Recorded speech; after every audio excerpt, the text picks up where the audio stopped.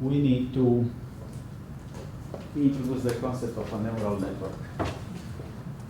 Neural networks are some, the basic ones we can do as a basic machine learning, but then pretty quickly they become second level machine learning, just like lambda map, just like boosting, just like 6 supervector machines. So I'm pretty sure everybody saw a neural network before.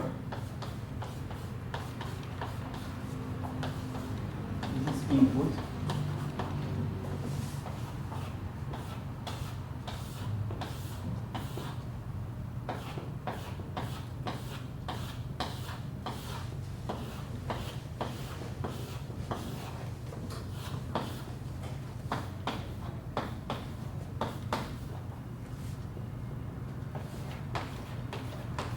Output.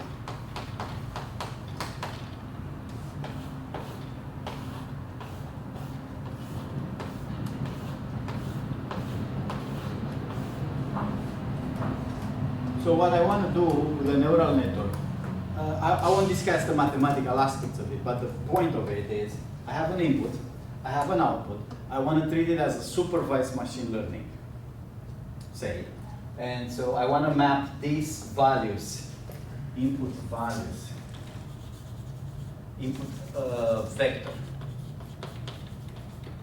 into this output vector. These vectors are for multiple data points. So this is a data point xi. It's a vector. And this is the label, say, yi. But this mapping has to work not just for one data point, it has to work for all data points. Right? So this is the kind of the features of the first of a data point, feature 1, feature 2, feature 3, that's the values. And when I think about the network going that way, when I push my input to the network, I'm supposed to get this output.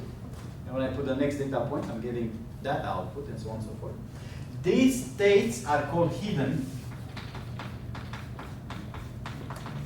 And it's kind of up to me to decide how many there are in there. Like this is typically fixed, and then I'm introducing these hidden states, which could be 3 or 4 or 5 or 100, how many I want, right? And then what are the network parameters? The weights on the thing. So there's a weights, say call them input to hidden. Then there's weights here,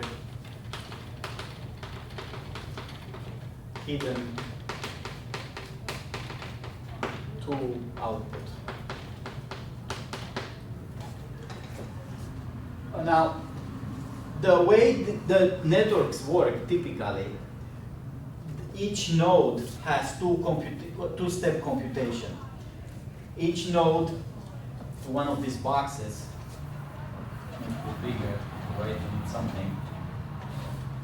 It has first, it takes the input and it does a sum, like a linear regression, a linear sum of, say this is the state, call it J. So this is the Ij over I, when I runs the input, I equal 1 to D. So this is 1, 2, up to D. Dimensions of the input. So weight J is for state J here, for the J node, and this is times X input component I. So it's first it has the weights, weight J1, weight J2, 3, 4 up to D, multiplies those weights with the input values. Input values are real numbers, produces this score, which is a linear combination. Now this would be different for different inputs. If I change the data point, instead of this X, I put a different X, I get a different combination here, but using the same weights. Just like linear regression. And then, before I move out, before I'm passing stuff into this, further into my network, I take this and I convert it. I take this, say, value, let's say, typically it's called net. net is the linear product, and then I'm calling a non-linear function of net.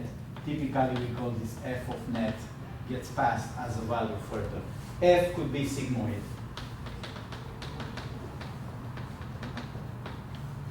Or other non-linear functions.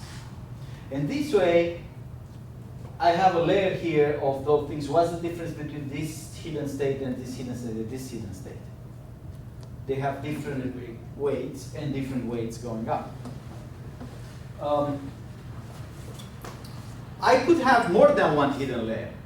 I could have one layer and another layer, another layer, another layer. So now once I set up the network, once I completely design this network, I know the input and the output, I know how many hidden states I have. How do I find all those weights? Right, which is what? So it's like regression, but it goes 2 layers down. It goes up, it starts with some weights, go up to here, just like regression. In here it computes typically some square loss or some error loss, right? So it's the same like regression. In here I may have something like y I some t minus prediction hat, this prediction square. And if I sum up those things, I get an error. I differentiate that error, just like in regression. The differential will tell me how to update the weight, just like gradient descent does for regression. But then once I have a differential that propagates here, I can further propagate it further down. So I have some notes for neural networks that are for the machine learning class, how exactly this backpropagation go, like what are the derivatives and how to do that. You can easily find this in any textbook. I don't think that's important for right now. Let's assume the mathematicians and machine learning people figure that out so the updates are correct. But the principle is just like in regression, except it goes down multiple layers, not just one. Regression is from input to output, just a set of weights. Right? In here, we have two layers, or 3 layers, or 5 layers. The reason 2 layers is pretty good is because there is a theorem that says with unbounded weights to get linear models and the proper sigmoid or actuators or non-linear transformations, if you have 2 layers, there is a theorem that says you can match any function. In theory, any mathematical function that's well-defined, meaning well-defined for, you can have from 1x to map it into 2 y's. It has to be a function. Any function can be reproduced by a neural network. Trouble is, backpropagation does not get you every function. Backpropagation can give you some weights that you could find, but that doesn't mean you can find always the best weights for any function you try to map from input to output. There will be some functions that are more complicated than what backpropagation can do, even though 2-layer neural network could achieve that. So people sort of try 3 layers and 4 layers, and there's some other layers that have to do with representation. Sometimes the representation of the data itself is more than 1 layer. Think about images. In images, if I take the raw representation, that will be pixel values.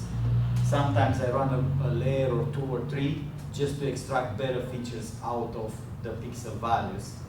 And those layers are only doing that. They're running, say, backpropagation, but their only purpose is to do that. Okay, so are we good with this? This is a very brief introduction to what the neural network is without explaining how it actually works, but assuming it does that. Very successful, this stuff. The reason they're so successful is that they have high complexity power.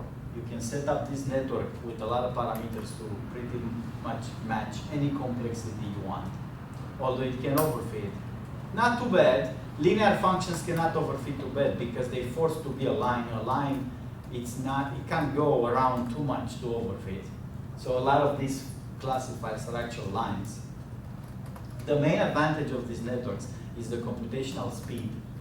Why are they so fast compared to, say, boosting algorithms or support vector machines?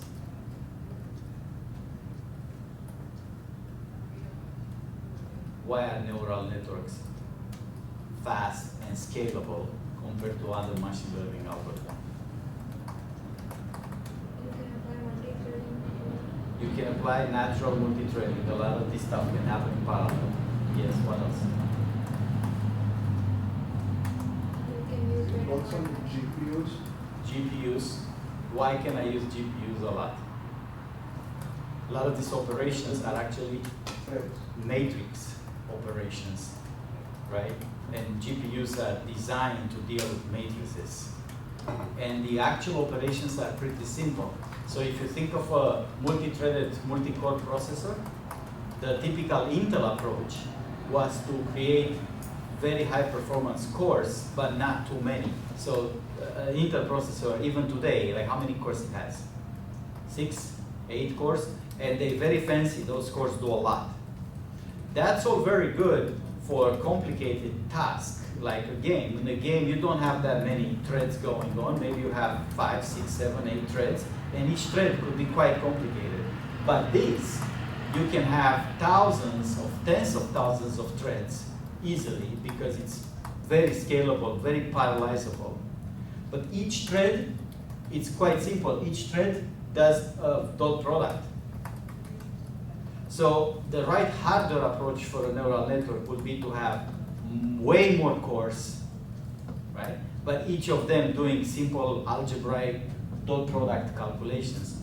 It so happens that graphics cards do that by design. That's what when you render images, you need a lot of cores. Images are rendering is very parallelizable. So you need those shaders and how they call the GPU cores.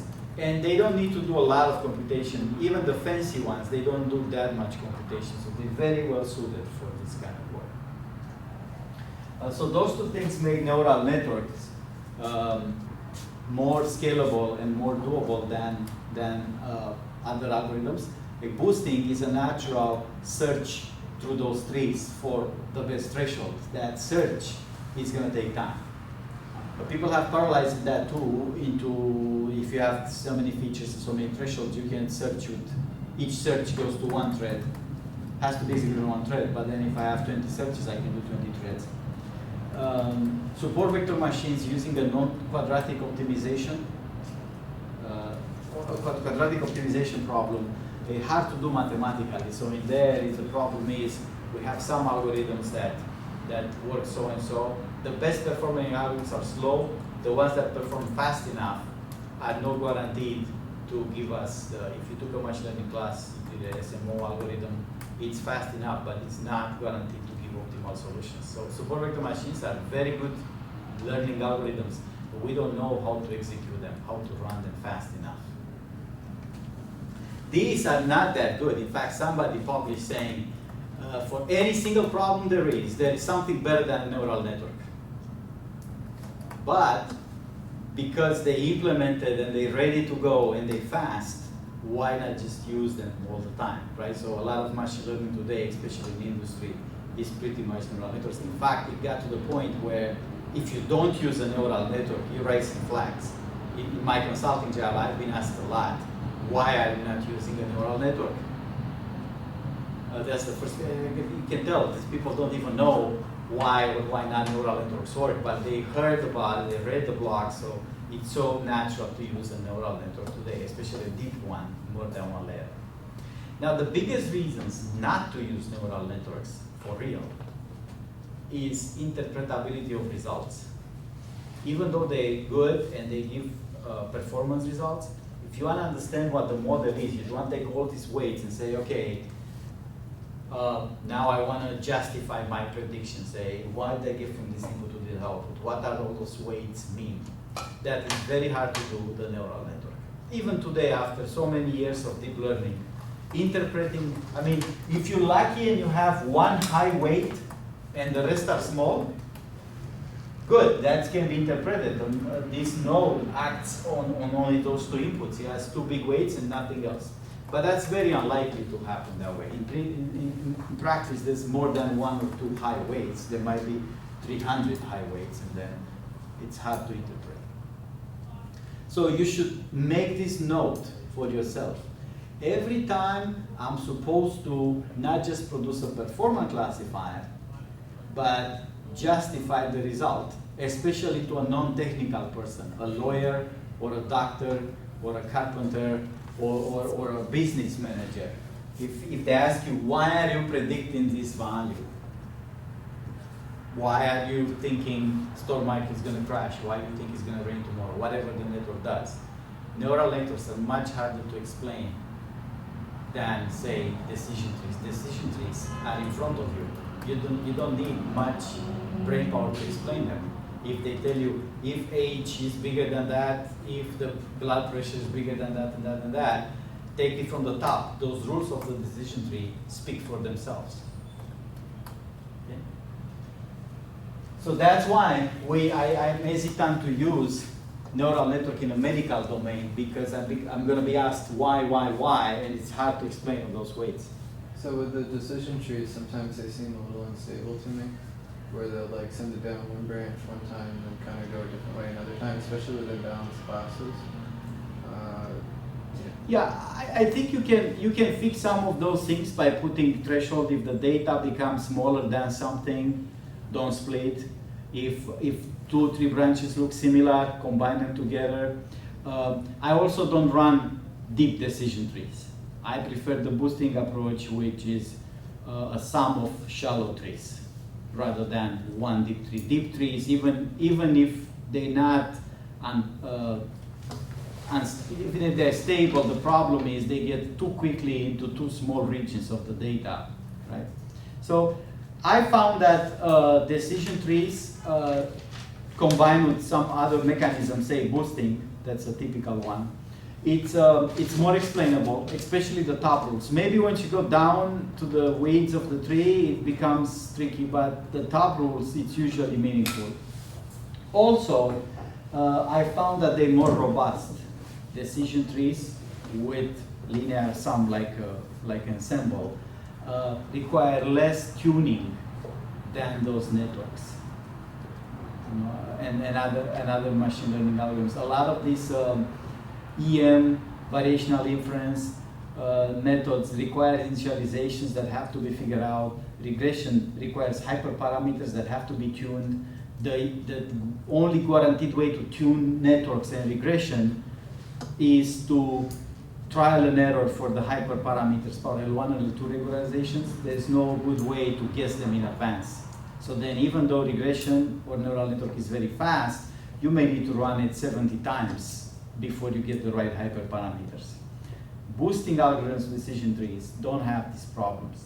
You can pretty much, you have to guess a good learning rate, but then you're good to go with that. This one is a learning rate too. Like the gradient descent has a learning rate in it, right? Yeah, so I hear what you're saying once you go down deep in the trees, but my experience is that they're more robust. Like if you move from one data set to the other, you may not have to tune so much, and more explainable. For me in particular, due to my job, explainability is the key, because I work with the people who see my predictions are doctors, so they're gonna ask things like, why are you doing this? And I have to answer in a non-machine learning way, because they wouldn't understand machine learning. I have to say, if the blood pressure is more than that, or if the word appears in text, then I'm gonna predict something. Oh.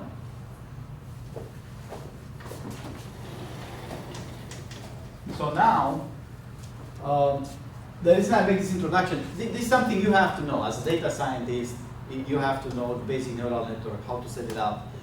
In machine learning class, typically, you have to implement a basic neural network from scratch. It's a good exercise. And if you haven't done that, you didn't take machine learning, you'll do it then. If you took it already, but you didn't implement a network, you should try that at least once. Good, so that being said, what about these word vectors that we all heard so much? Everybody knows what they are, right? We're taking a word and I'm mapping it to 300 values. Say 1, 300.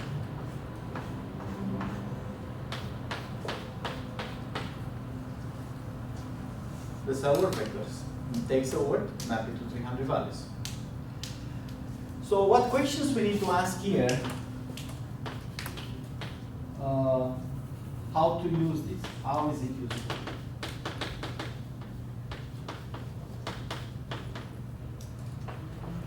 to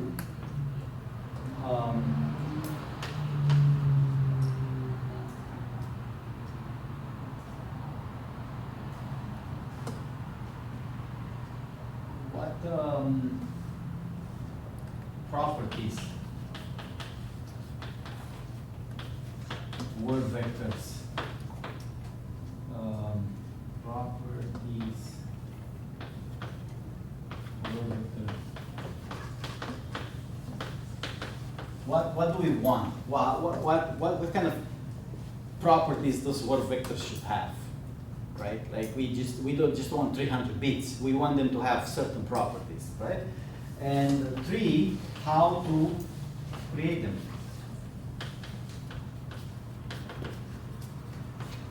Or train them from text. These are related questions. So, if we have them, if given, if somebody gives those word vectors, what would you use them for? This is just headed back to the neural network thing for half a second. Are you aware of any good resources if someone was to implement a neural network from scratch? Is there a paper you could put on Piazza or something? Check that out. I think if you implement it from scratch, like literally from scratch, you'll be better off with a textbook, not with a research paper. So yes, there are implementations, and we have a lot of Piazza posts when I teach the machine learning class. Typically, I do something like this in the first class. Everybody thinks, oh, that's how can that be, right? So we send students off for a week to try to do it. Everybody comes back, say, I'm completely dead, I don't know where to go. And then we actually go back to it and say, okay, here's the details. So we have a bunch of Piazza posts generated during the class and some notes, pseudocode, see like that. But your best bet is a textbook or a class note rather than papers. Don't take it from scratch. So that's good training for yourself. It's the same thing like kids ask in the first day of class, I'm in computer science, why are you teaching me set theory? Because the first thing we do with undergrads, we teach mathematics, and they're like, I don't need this. I want to be a web developer. Why do I need set theory? It's the same thing here.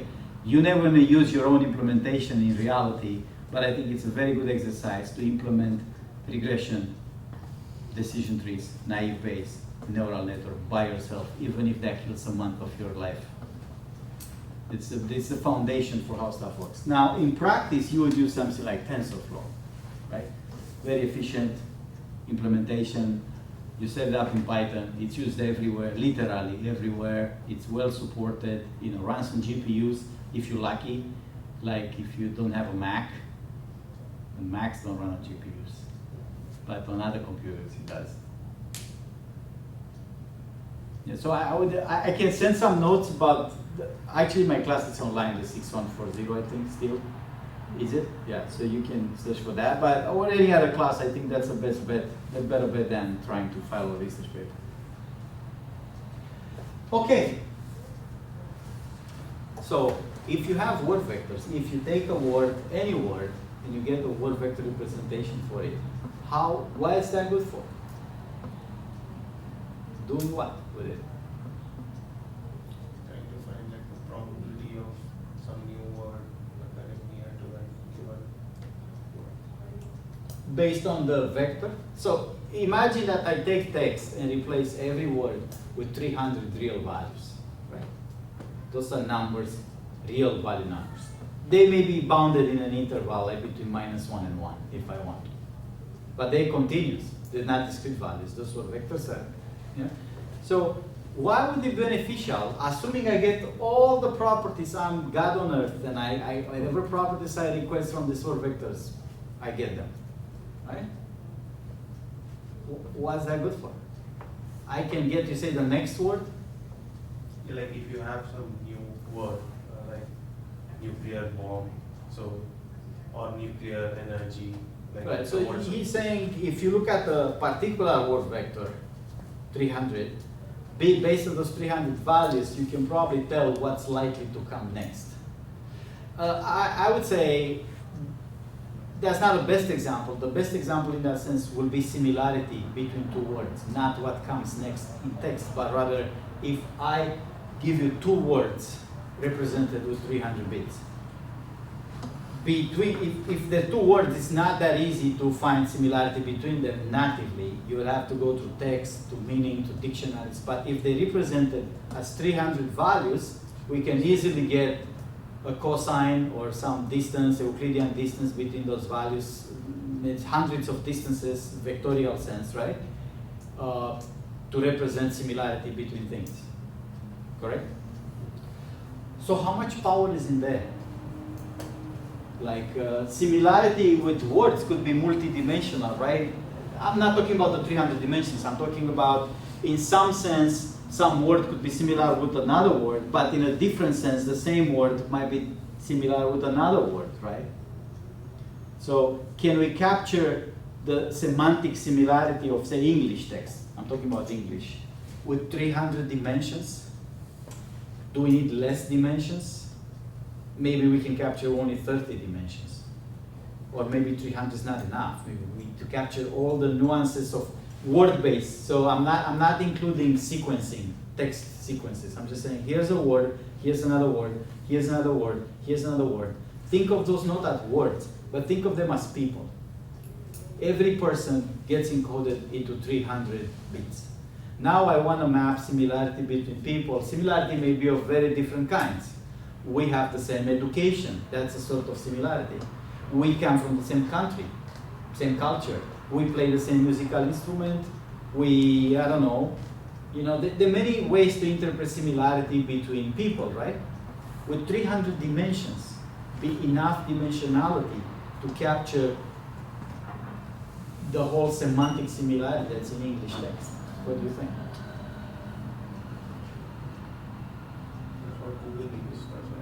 Right. It's way overpowered.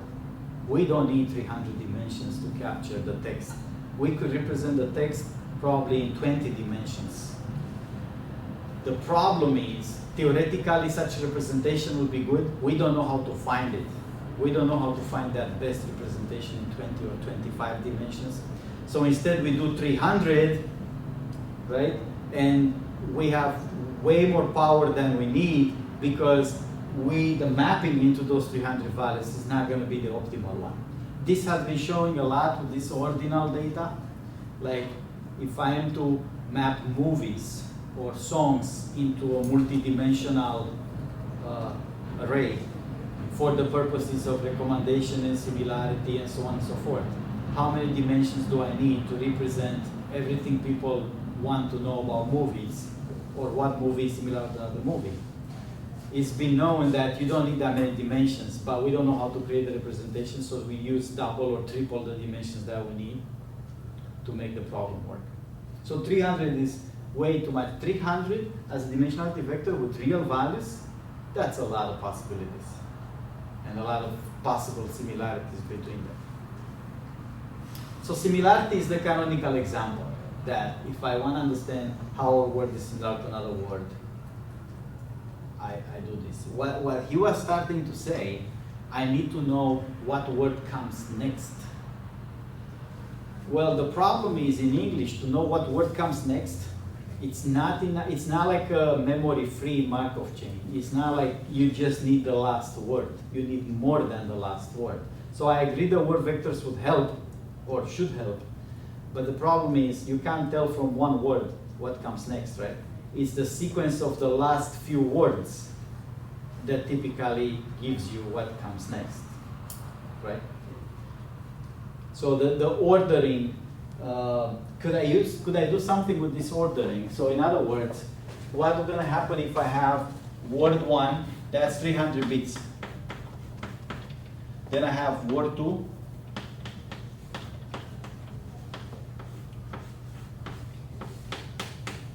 that's another 300 bits. Then I have word 3. That's another 300 bits. Then I have word 4.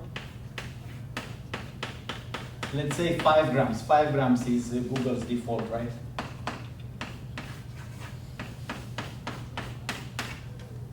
So now I have an order this is coming in this order, those words. So they're not just a set of words, they are a sequence.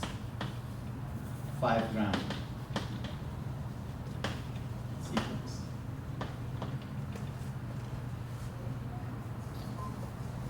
And a 5 gram, I can map a lot of meaning, right? A lot of semantic meaning that people express in text. Certainly entities, locations, verbs, actions, negations can be expressed with 5 grams.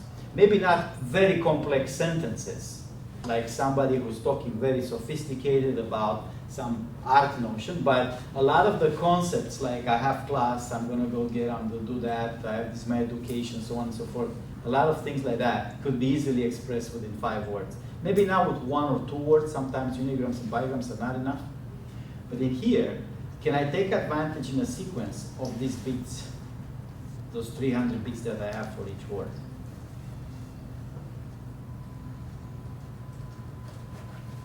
So we tried a lot of skipgram, and I don't know how to talk more with that.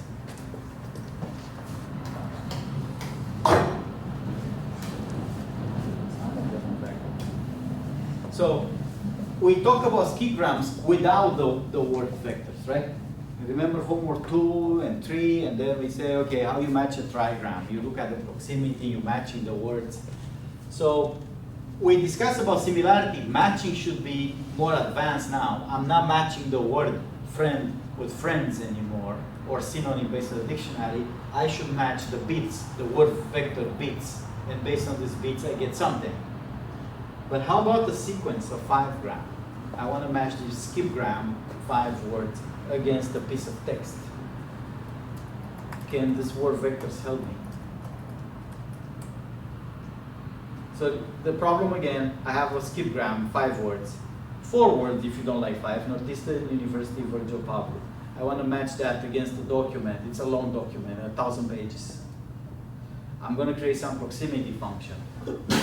Should those, if I transform my words into 300-bit representation each, should that improve my matching? It allows me to do the different matching.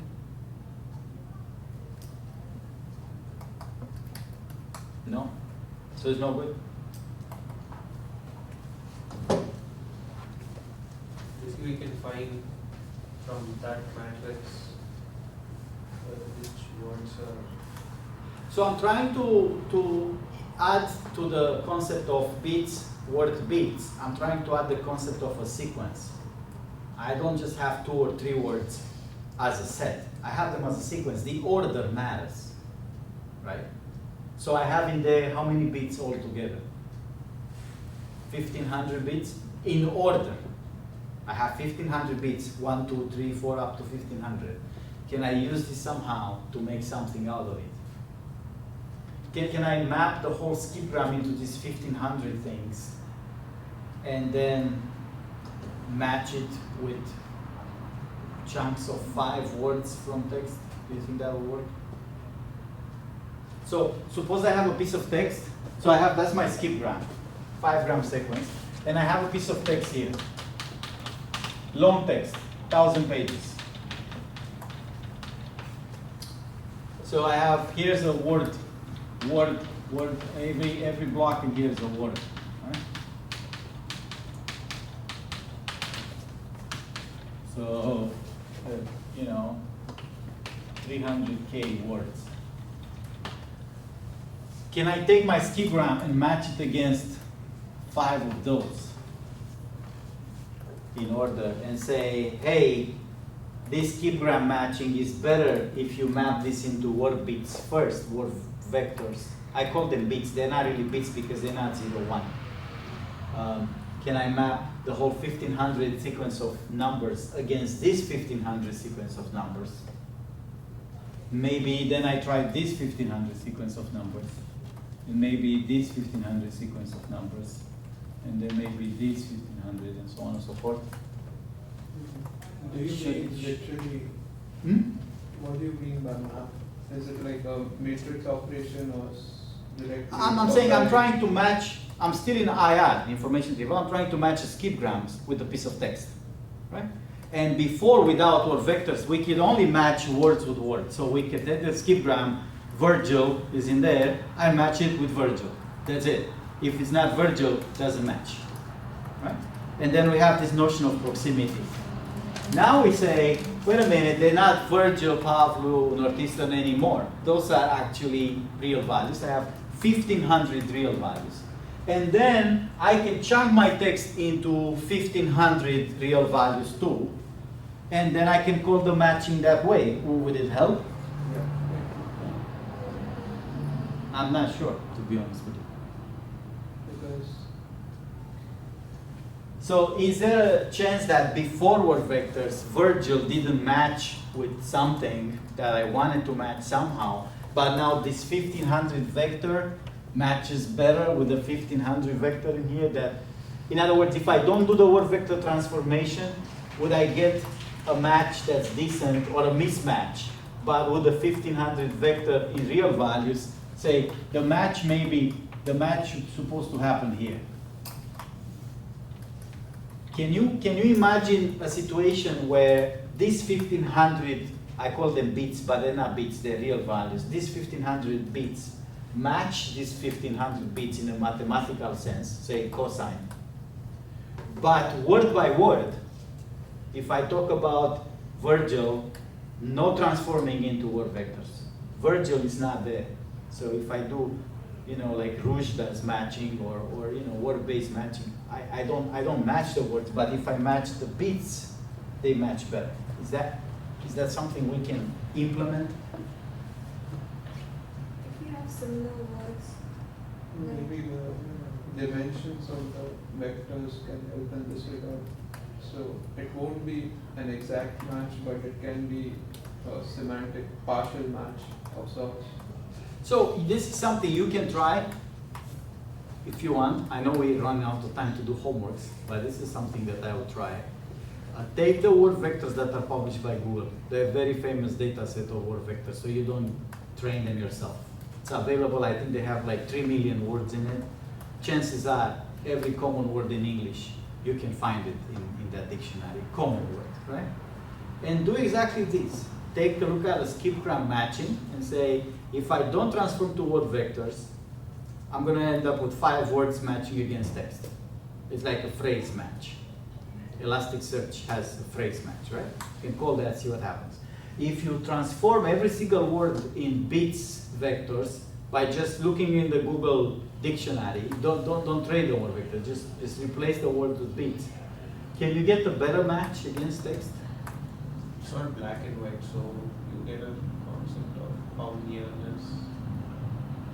So what a lot of machine learning does with those word vectors, I don't have an answer for this question, but this is the fundamental question of these word vectors.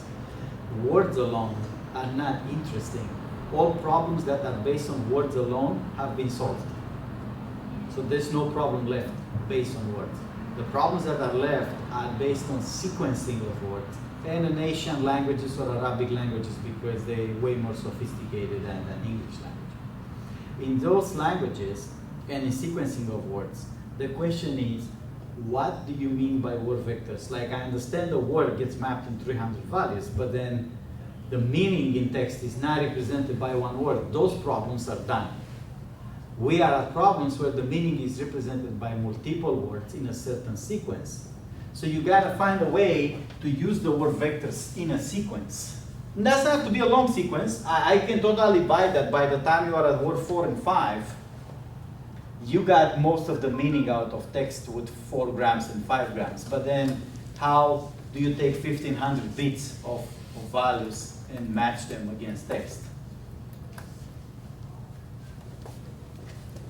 Is that also like related to a problem where you have to differentiate between can and can? I mean, you can do something and the can like a cook can. Yeah, one word has two there are meanings. multiple meanings of words. So yeah, that's one example. The word can mean 2 different things, right? That's usually obtained from context. I think what he means to say is can as a standalone word mapped into a bunch of bits. That's static. Now, when is it can, the verb can, and when is it can, the box, right? Maybe by looking at the words around it, then I can map that out. So maybe that's where the 300 bits help. Maybe some of the bits have to do with the verb representation, and some of the bits have to do with the object can representation. But then, like, if we input it in on computer, like, we just put can. But if that the computer maps to that, how does computer know is that can or that can? Right, computer wouldn't know based on the word can alone, and typically the word vectors are static. Every word can, it's implemented with a certain word vector. So once you train them, you can't change them. There's no two vectors for the word can, depending on the context. I think people have looked at that, but as far as I'm aware, there's no, that's not the way things go. So the same thing could be said about the word apple, right? Which apple is it? Is it the apple from the tree, or the computer, or the word, what was it, jaguar? There were 3 or 4 meanings for it, right? I think that's a good way to think about it. Maybe by the word can alone, we don't get exactly which can it is, but looking at the context, like looking at 4 other words around the can, we make much better sense of what it is. So, how is it useful? It's a massive design decision for you. You are the developer, the engineer, the one who has to put the basis, okay, how the system is going to work. Before you decide how to transform those words into word vectors, you have to have in mind what you're going to do with them. Are you going to take 5 words and match them as a skipgram? Are you going to measure word similarities? How this word vectors representation is being used? I'm particularly interested in one use, and I think there's a Google recent paper that I didn't read yet, it's this year. I'd be interested in a student to do a project with me on that. You don't have to do that, but that'd be interesting. You say something about word vectors. I think a lot of people are thinking now about sentence representations. Not to how to map a word, but how to map a sentence. If I have a sentence representation or a 5-gram, in my head, sentences of 5 grams are almost the same things. I wouldn't have to worry about this problem. How do I take a bunch of word vectors and make a sentence out of them? Sentence makes more sense to me because it's a natural semantic unit. In a sentence, the meaning is there. In a word, very often, it's not enough meaning. Or if the meaning I'm looking for is represented with words, I can just do unigram models, like very simple stuff that we've done. I said already those problems are solved. So the new problems that are not solved definitely have this problem. The meaning of the text you look for to match, to map, to predict, it's not embedded in one word alone. Like think about translation from English to Spanish. Everything that's been translated one-to-one, see a word in English, has the corresponding word in Spanish, that problem is solved. The errors of translation not happen for words that are translated one-to-one. The errors of translation happen for where the meaning of the 3 or 4 or 5 words together, it's not a simple word meaning, so that has been translated into Spanish into also 2 or 3 or 4 words, right? And then where the translators get funny. So people have looked at this, and I think there's some recent advances into sentence vectors.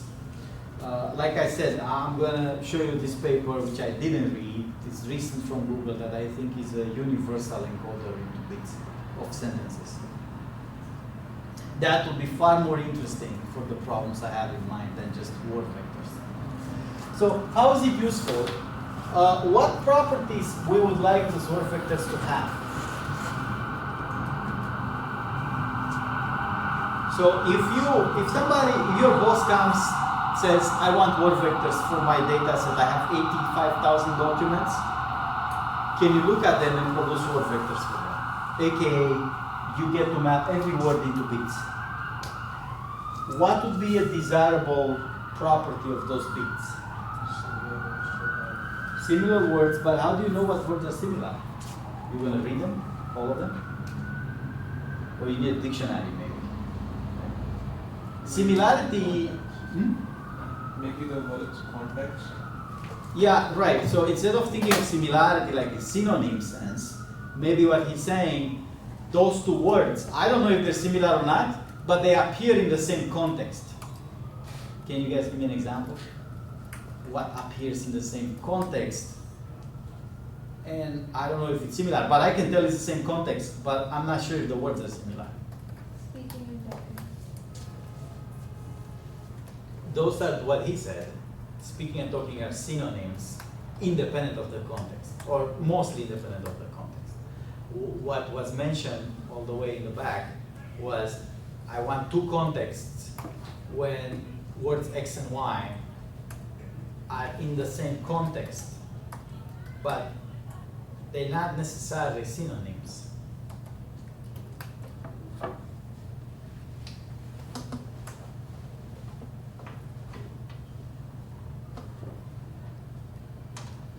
Listening and hearing. Listening and hearing. Listening and Hearing. healing, Hearing. hearing. No, you guys don't understand what I'm asking. These are synonyms, right?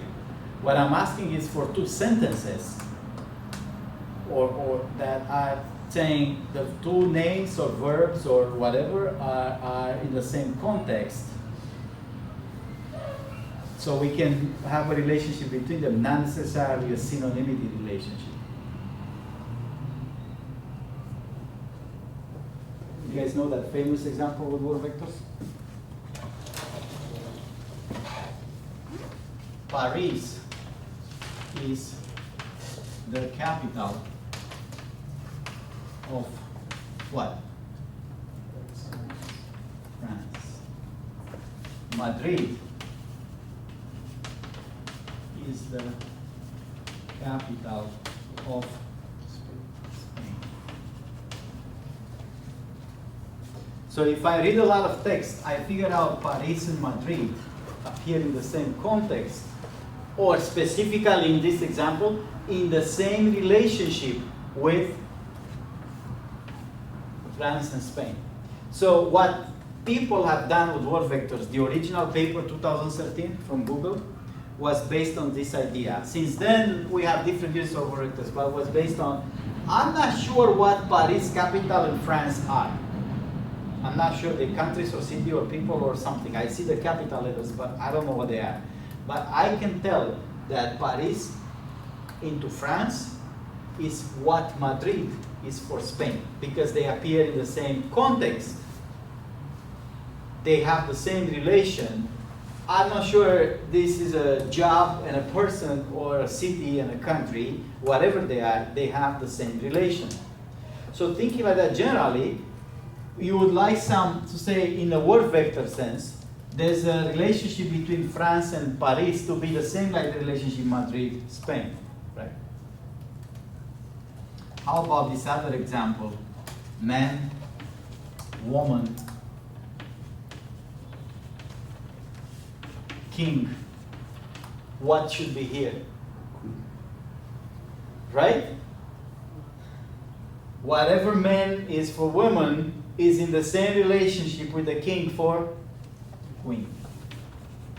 This is actually a four-way, because whatever queen is for women, king is for men. Right? It's either way you want to put it, you get this relationship between them. So people have thought, can those word vectors, this is a vector, an algebraic vector of values, can they have algebraic properties that satisfy this sort of relations? Things like, imagine I have all these words now represented as vectors. Can I say something, man minus king equal, those are vectors, so they are the word vectors. They're not the actual word. These are the 300 bits representations. Equal woman minus queen. So by minus or plus, I mean the algebraic minus or plus between vectors. In other words, man minus king plus queen has to be woman. Yeah, so people have trainor vectors that have these properties. Or they observe that sort of stuff. So we can figure out what we desire. That may have to do with the objective of how to set. So the basic notions for, the three basic notions for what we want is, one is synonyms, the other one in the same context, and the other one that's used a lot is co-occurrence. They appear next to each other for some reason within the span of 6 words. Those are the basic 3 things that are 3 different objectives that we can set for the word vectors. But there are some more complicated ones. And then, how do we get them? If Google doesn't give us the dictionary with 3 million words mapped into vectors already, how do we get them ourselves from text? So you have 85,000 documents for AP89 dataset, right? Can we train more vectors on them? Say based on co-occurrence, or based on context, or based on synonymity, or based on something. How would we do that? Create a vocabulary out of Right. We, at least the original papers, are mapping the word vectors through a network. So my question for here is, how do you design a neural network? How do you think of the input and output and the middle layer to obtain word vector representations? What do you put here? What do you put here? And what do you put at the top? And once you train the network, where are the word vectors? Like, how do you get them? Put out the words. Put out the words. Input are the words. Okay. In hot and cold. What do you mean input are the words? You create a vocabulary of, like, for example, of PP89 data set. Right, so then how do I put a word here? So each, so if you have, let's say if you have 200K words, so you represent each word in a 200 encoded vector form with 200,000. 200,000 and Hash vectors, that's how they call it. He Hard means to encoded. say you put a word here by saying 00001 for that word 00000. That's a word. It's this word right here. yes. And then at the output, Output is also the same. It's the same number of is the same exact value 0001. no, it will not be the same exact value, but it will be the same number of neurons at the output. Okay. But with a one different spot. Yes, I mean the co-occurrence words will have higher values, so the probability of those things will be of higher values in the hot encoded form. So what he means is to represent in the input-output some sort of relationship like Paris, France, Madrid, Spain, so on and so forth, man, woman. So say when I put men here, I want those nodes to be maybe what are words similar with men. And when I put woman, I want the word similar with woman, and I put Paris, I want the word similar with Paris. That's the input-output setup. And then I put how many hidden nodes? 300. 300 hidden nodes, right? And then when I train the network, when it reaches this equilibrium, mapping the input to output through those weights and nonlinear actuating functions, I said it's done. Where is my, how do I get the representation for my word? I put here 00001, 000, that's the hot vector. Whatever I get in the hidden values, that's my representation, right? The hidden representation of the word vector. That way, as an autoencoder, more or less, I can map anything into anything. If my network trains successfully, the middle layer is the encoding of how did I pass from input to the output. So that's a very useful application of neural networks. If you can map inputs and outputs, and you get the network to work well between them, whatever you got in the middle is a representation of the data. Now you can shrink that hidden layer. If 300 worked well, why not try 200 and see how that works, right? Maybe that works well too, so now I got a representation of 200. So I want to connect my my computer here.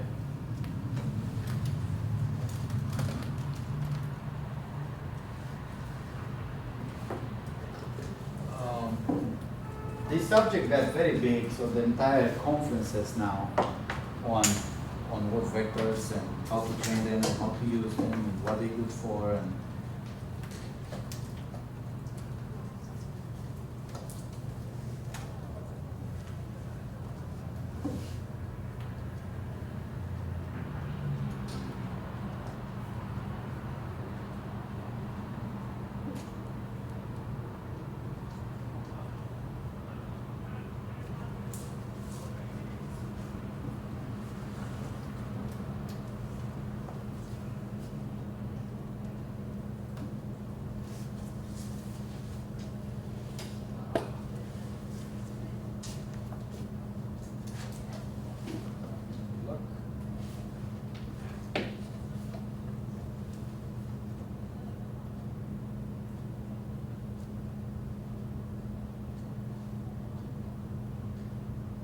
here's blogger tutorial. That's what we've said, that king minus man plus woman equal queen. It's a sort of relationship that I think it's important from an ad perspective to understand that this is not co-occurrence. This relationship is not a co-occurrence relationship. It's not like necessarily king and queen or king and man appear in the same sentence. They do sometimes, but that's not the point. It's the same context. Nor do Paris and Madrid co-occur too much in sentences. So that's different than co-occurrence, and it's definitely different than synonyms. Synonyms don't mean those words mean the same thing. Here's another one that people have found, an example. President minus power is prime minister. I think this is the people in Italy in particular, Germany. Germany is not so bad, but in Italy, I think the president often complains that the prime minister has all the power. And that's why they came up with that. Okay. So here's how you can think of this in a vectorial format. Let's look at more examples here. This is the relationship between countries. You can say these are countries. These are capitals of the countries. The x-axis, the alignment, horizontal alignment is country-capital relation. The alignment vertical is here's around this value here. These are cities, and around these values, those are countries. So once you have an algebraic representation, this would be a 2D, right? It's not 300D, it's a 2D. We can start making, if our stuff worked, if our objective managed to capture the relationship we want to capture, then we can do this kind of interpretation.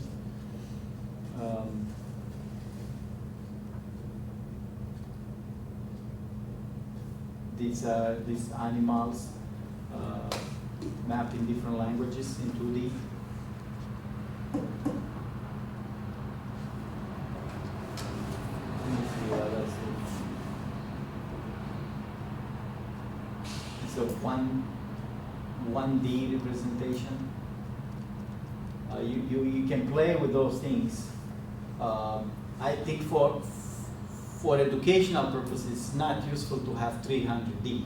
With 300D, you can see what's going on. But if you do 2D or 3D, like those people are playing here with them, you can actually see if the relationship in text corresponds to the values you obtain in the word vectors.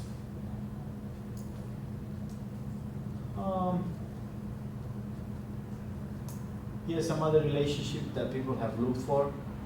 There's a relationship between Obama and president, speaks, greets, media, press, Chicago, Illinois. So then you look at text and say, here's two sentences that present the context. Obama speaks to the media in Illinois. Is that the same kind of context as president reads the press in Chicago? Is it? I think it's the same kind of statement, in fact.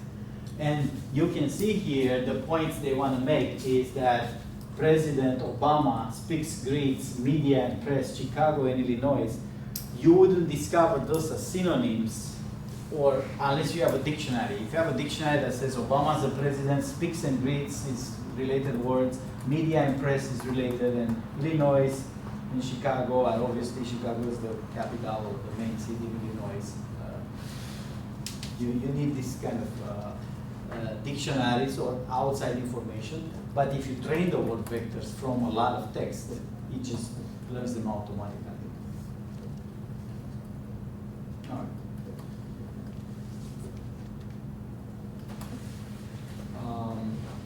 Here's a person that put together last year where vectors are going in research-wise and how much more is to be done. So he wrote a lot about what are coming up next. If you are a researcher into NLP and you're interested in more vectors, what's going on right now with the research in this field? I'm not a researcher in this field, particularly for vectors, but word vectors come in handy in a lot of applications for me. Not to train them, but to use them. Sub-level embeddings. I think this relates to part of speech tags and some breakup of some concepts are really made of 3 words, and there's like especially in medicine, the way you get the concept is part A, part B, part C put together. OV stands for out of vocabulary. That's the issue of I train my word vectors and then when I run for real with them, I don't have that word map. What do I do? How do I deal with the word for which I don't have a word vector? There's a lot of evaluation of how to say this word embeddings are good. It really depends on what you're doing with them. Multi-sense embeddings, we talk a little bit about that. Beyond words, phrases. Phrases is a big deal. Like I mentioned, I think if we manage to embed sentences, we get much more of semantic meaning than if we get with words. With words, there's always going to be the problem. I don't have words. It's really skipgrams or sentences or paragraphs that capture the meaning of what I want. Okay, and some other things. Here's the paper that I mentioned. I think that would make an interesting read. I'd be very interested in a student who takes over this and implements it and see what happens. How do you make a sentence encoder? I think this is a new paper. Yeah, 2018. And I've seen it mentioned to me from at least 2 sources, this paper. Hey, there is now a way to embed sentences. I didn't look at it, but I can see that there's 2 approaches discussed here. One is this transformer, and the other one is a deep network. So I think the deep network has been tried before. This must be a variation of what has been done before. There are some deep networks that take not just words, but the whole sentences or chunks of text in any case. This transformer, I'm not sure how it works.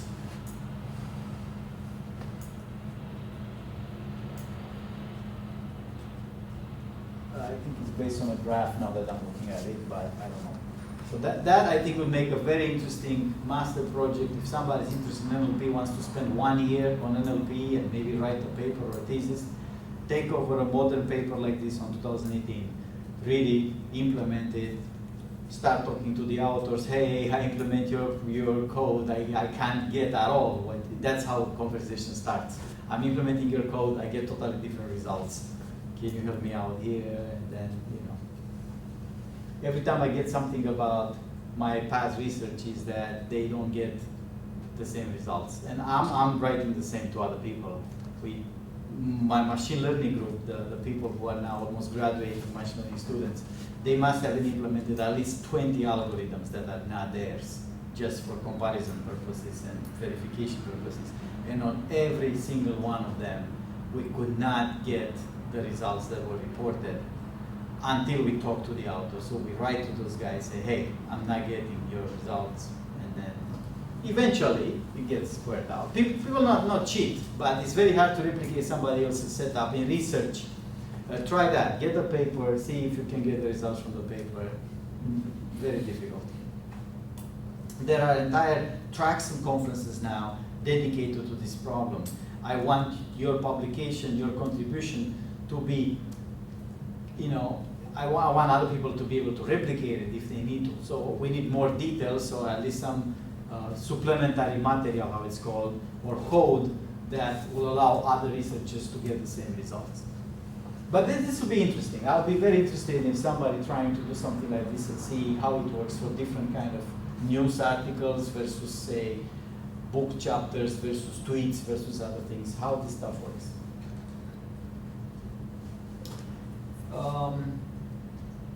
What was the data that they used? The data? Yeah. I'm sure, let's see. Some sentiment analysis on movie reviews, maybe?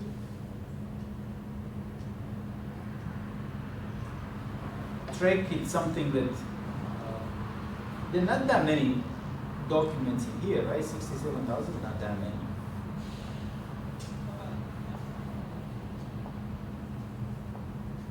Wikipedia, web news, question answering, discussion forums. So maybe, I don't know if that's where your question is going, but maybe depending on what data you use, you get different properties that you want. I'm curious if they had like Right. a threshold. So I think it has to be task design. You have to say, what's my task now? Okay, sentiment analysis for movie reviews, that's my task. Then I have to find that data set, train on it, segment it properly, and all that. Yeah.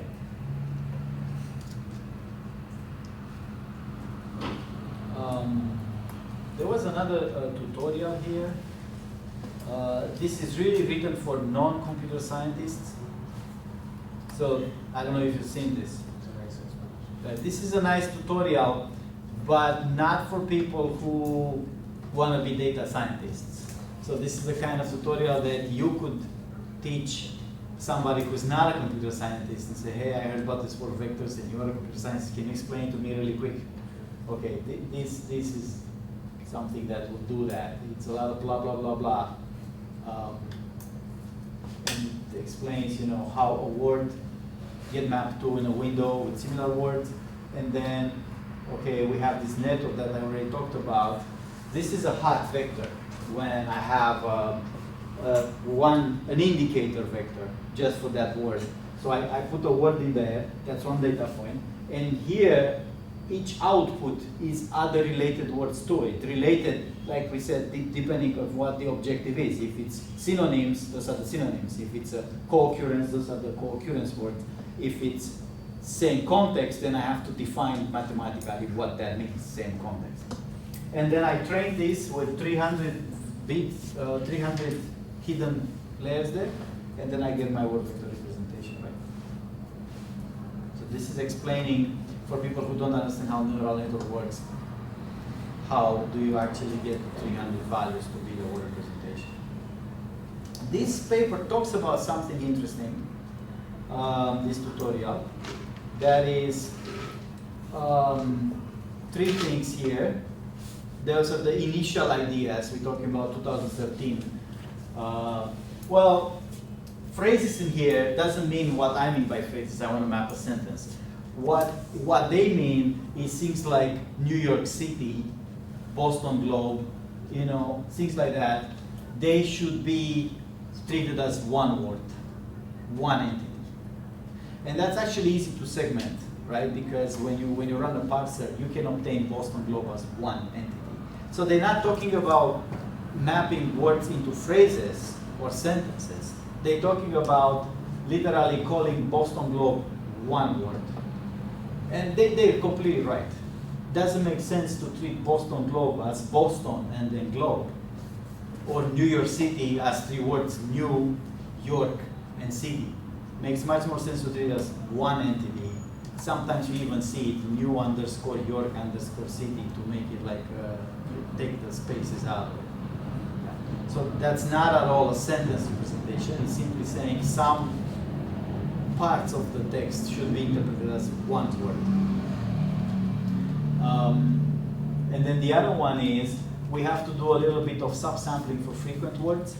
that has the same effect like with those dimension return for TF or copy TF. You know, once it gets very popular, we want to kind of slow it down, how much we count the occurrences.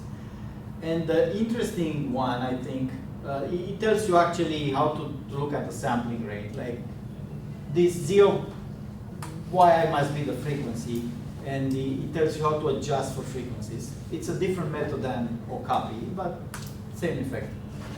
The one that I think it's interesting is how to deal with negative sampling. You gotta be careful about this in machine learning applications. Negative, which is, in our case, negative means not a relation. We talk about words that are in a certain relationship, men, women, king, Paris versus France, Madrid versus Spain, right? Those are the examples that are in that context. Synonyms, I could say, here's the pairs or triplets or quadruplets that are synonyms, right? In co-occurrence, I could also say, here are the words that co-occur. Well, to train a machine learning algorithm, I can't just give the positive stuff, the one that is in that relationship, the one that are synonyms, the one that, you know, I have to give it also the ones that are not in that relationship. The problem is, in these kind of cases, the relationship exists in like less than 0.1% of the data, right? If I take random pairs, how many of them are going to be synonyms? Very, very little, right? Or if I take example like Paris, France, Madrid, Spain. If I take random pairs, 99.99999 of the pairs will not have that kind of relationship, right? So that happens for co-occurrence too, right? Most of the words do not co-occur together. So if I set up this network to literally everything, I'm gonna have a very, very small percentage of the words or pairs that are in the relationship I want, and a massive 99.99999% of the data not in the relationship that I want. That makes it hard for any learning algorithm to do so. I mean, unless you design an algorithm for that, it's also computationally very expensive to run all the pairs. So I think this negative sampling has to do with, okay, you don't want to fit into your network all the pairs that are not in a relationship. So maybe for a word that it's in a relationship with other words that you have a positive relation, add for that word, say up to 3 or 4 times the data that you had for positive. If you have 20 positive examples, you can add up to 80 or 100 or 200 negative examples.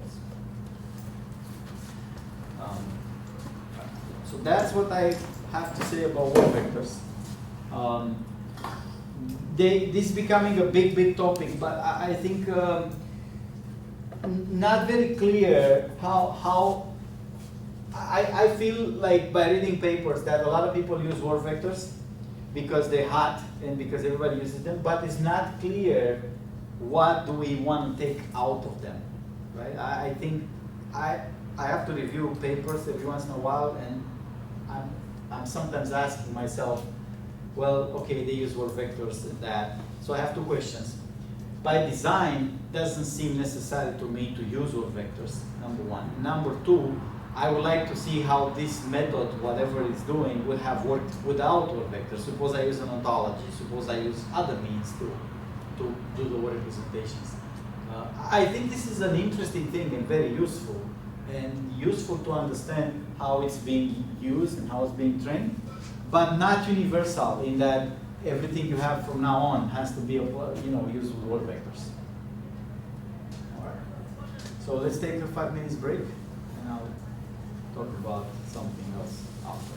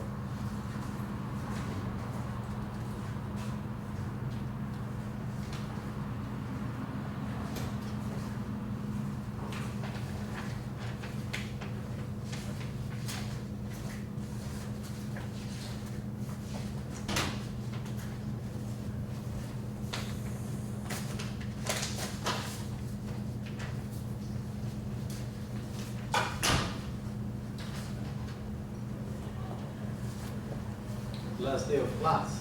You don't have to see me if you don't want to see me anymore.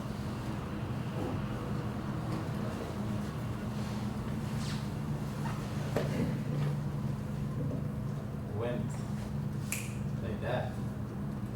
The whole term.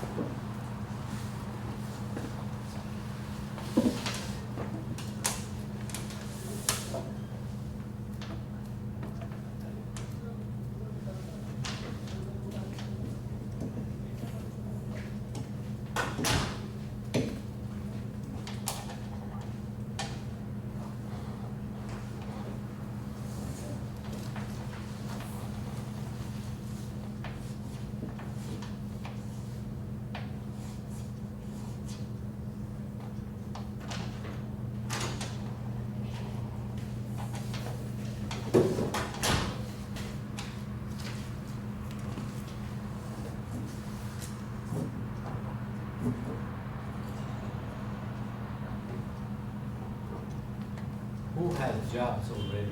You have a job, I know. Full-time job? You happy with it? Who else has jobs? Or lined up already, you know, you have an offer and you're gonna take it, things like that. No, looking for?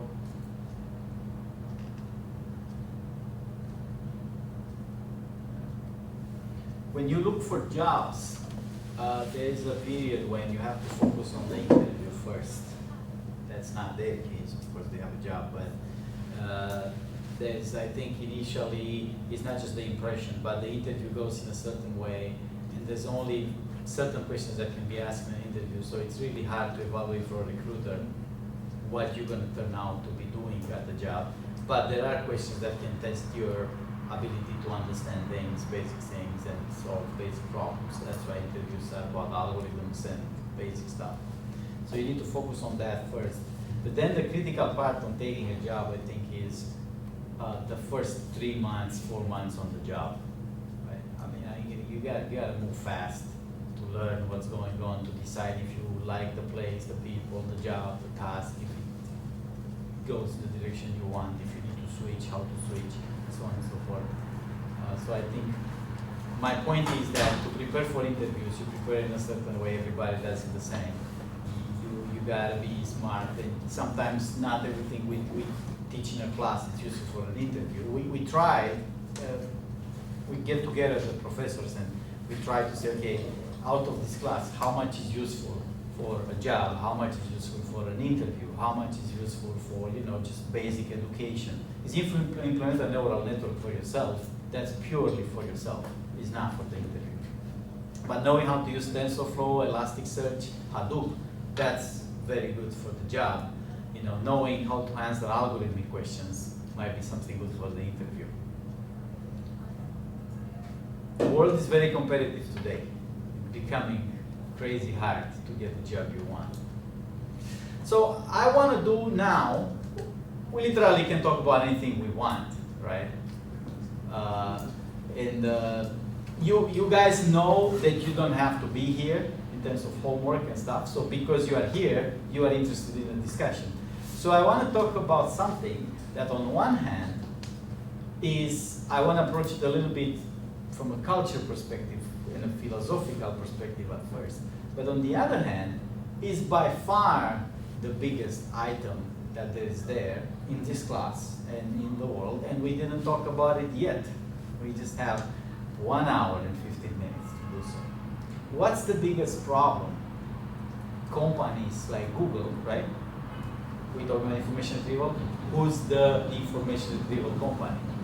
Google. What are the biggest problems for Google right now? So we talk about indexing, engineering, you know, how to do stuff. We talk about retrieval models, evaluation, user studies, QA, machine learning. Do you think any one of those things is an actual challenge for Google? European data agreement? Law, right? That's into, I say what, cultural and philosophical. Let's add political to it, right? Okay. Those people in Europe, I actually those, because I'm from Europe. I'm born in Europe. They really are upset that they don't have their own Google. That's their problem. They wouldn't be upset if Google would be from Italy or Germany, you know. So I think they go around and around and around. They don't have their own Samsung, their own Google, their own Apple, and they have other good things. Like the best food you can eat is in France, you know. So, but they don't have a Google. That's what I think it is.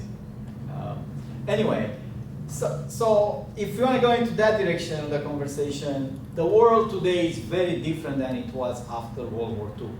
World War II changed the political face of the planet completely. After World War II, there was only one entity functioning. That was United States. It not just won the war, it did on two fronts, and massively. It won the war in a feudalistic sense, you know. Like if you look for feudal wars, when people win the war, they actually kill everybody, conquer, get slaves, burn the place down. It's a very literal physical win. Modern wars, they're not won in that sense, right? Like we say, United States won the war in Iraq. That's what they say on TV. Well, what does that mean? Right? So the World War II was won in a very literal sense. Both Germany and Japan was obliterated. So then the only thing standard was United States. The only money, the only finance, the only banks, the only manufacturing, political, everything you want, everything was here. So a lot of structures currently existing in the world are based on that structure after World War II. But since then, many things have changed, you know. Many other countries are standing right now. India, for example, is a good example to say, okay, there's many good things and many important things happening in India that are not under the direct influence of the United States. Europe, the same thing. So some of these ideas that, you know, we got to rule technologically the world, that was very natural after World War II, now runs into legal and cultural issues. But on one hand, European and Asian countries are trying to somehow diminish Google, or you can say same thing with banks, big American banks or insurance companies' dominance in their markets. On the other hand, they have nothing else to put on. Google is not so much affected by those rules like data agreement, because the biggest competition of this kind for Google is in China? Baidu, right? Is that right? So as far as the European Committee is writing rules and laws and penalties and fees, it's not a problem for Google because there's really no other thing to put instead, right? The bigger competition comes from Asia where there is other things to put instead. Anyway, so that's my answer to that question. I'll go back to my original. Out of the things we did, modules 1 to 6, do you think any one of them is a challenge for Google? Of course, in time, they get more people, they hire more people, they make more money, they implement better algorithms, they have much better computers and hardware, like everybody, like we did the same, right? Not a challenge for Google. What is a challenge? There's two massive challenges in the world today for all the IT companies. You could say related, but let's say two. I'm going to say the first one, privacy. Everybody who deals with people's data, whether it's Google or Facebook or Apple or credit card accounts, bank information, you name it. Privacy is a major, major issue. Because if I would carry the data in a physical sense in my suitcase and I lose my suitcase, how many people can get to my suitcase? 1, 2, 3, you get it, you share it with your friends, right? Your friends share it with their friends. How many people can get my secret nuclear codes from my suitcase? Not that many. But once the stuff gets on the internet, everybody has it, literally, everybody. So that affects not only your privacy as where's my medical record and who sees it. You could say, I don't care about my medical record. But it can affect elections. right? Like, you know what happened in 2016? There's a massive investigation of who got in, what they put in, what effect it had, and whether they break any laws, right? Once things get at that scale, I think the issue was a bunch of emails or some other stuff that has been stolen from some server. The problem was not the information in those emails, how damaging it was. Maybe it was. Or whatever Hillary Clinton did or didn't do, or whatever Trump's son did or didn't do. The problem with those things is that once they get leaked, everybody has them. 7 billion people. So privacy is a major issue. Facebook gets through massive pains about privacy, but Facebook is not honest. What they say face front to you is not what they do in the back. On the face, I'm not against Facebook as a service. I think it's great for people who want to be connected with their friends. I think it's amazing. But what what Facebook states, that is, we're going to protect your privacy, sorry for what we did, now we're going to do so much better. But their back end is trying to get your medical records and bank information from other channels. So they're not honest into what they want to do. I think Apple, for example, is more honest. Apple says, I'm going to put an encoding chip in my phone so hard that even the FBI cannot break it. And they say, sorry, I think we should have a chip in that phone. And they said it, and they did it, and at least they honest that way. But even Apple, I think, at some point was recording everywhere you go with the phone. Like, it was some application that was saying it tracks the location, and then the information is persistent there, even if you try to delete it. So maybe even them are not so honest. Privacy, it's a major deal. And very soon it's going to be draconian. Like there's a lot of security companies hard at work for how this should be implemented, how it should work. It's based on theoretical models. In practice, it comes down to bolting the chair to the floor. If you don't want people to move, you can literally bolt them, but then they can't move. So they're not going to do bad things, but they're not going to do good things either. I have an experience with the data from a VA hospital, Veteran Affairs Hospital. It's a government branch. It's extremely hard to do anything. I would say almost impossible. Literally, the work being done by people at VA is slowed down 80%. They're smart people, and the problems are very interesting, and they have the most interesting data ever. They have data for like 50 million patients dating all the way to World War II. Just the security measures in place are impossible.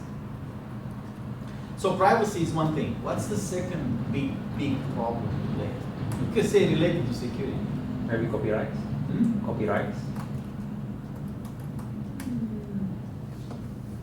Copyright is a financial issue.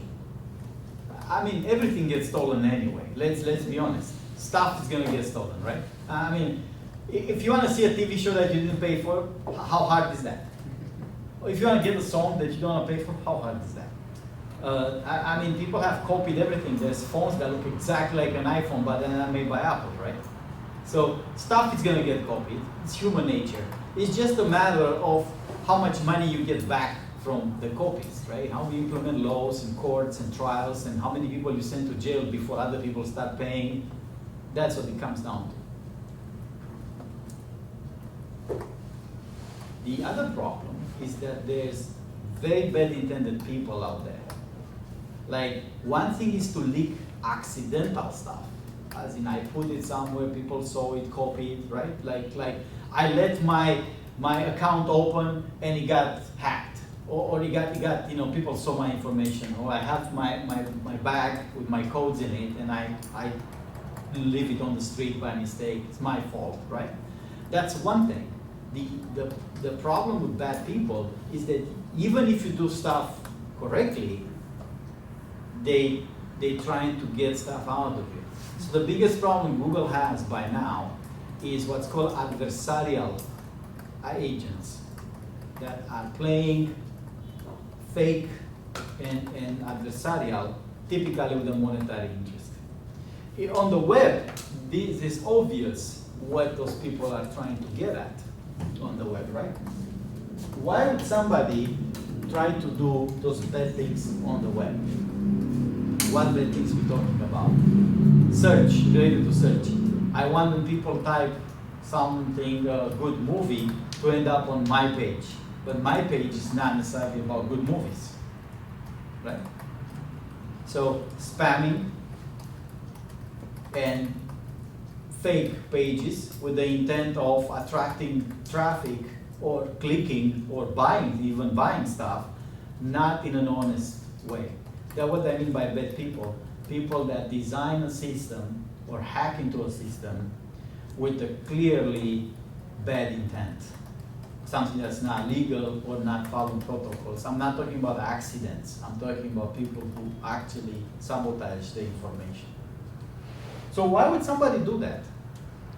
Why would somebody create a fake page or a fake link or a fake redirect or a fake website? How?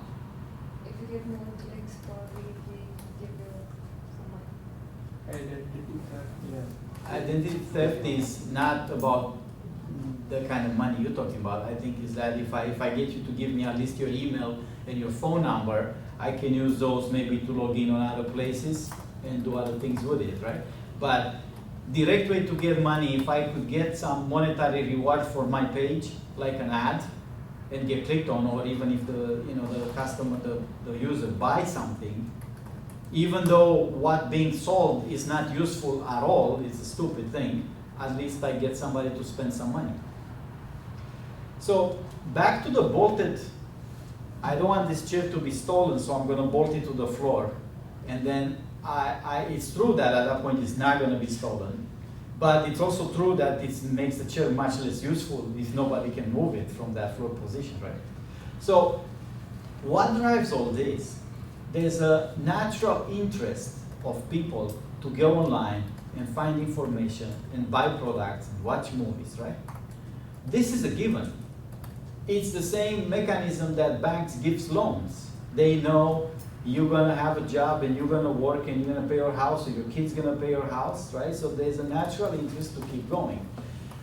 Actually, for the internet, there's a massive interest.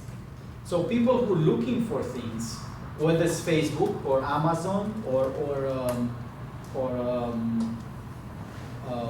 general web, Google, there is a need for the users to go there and find information or even buy things, right?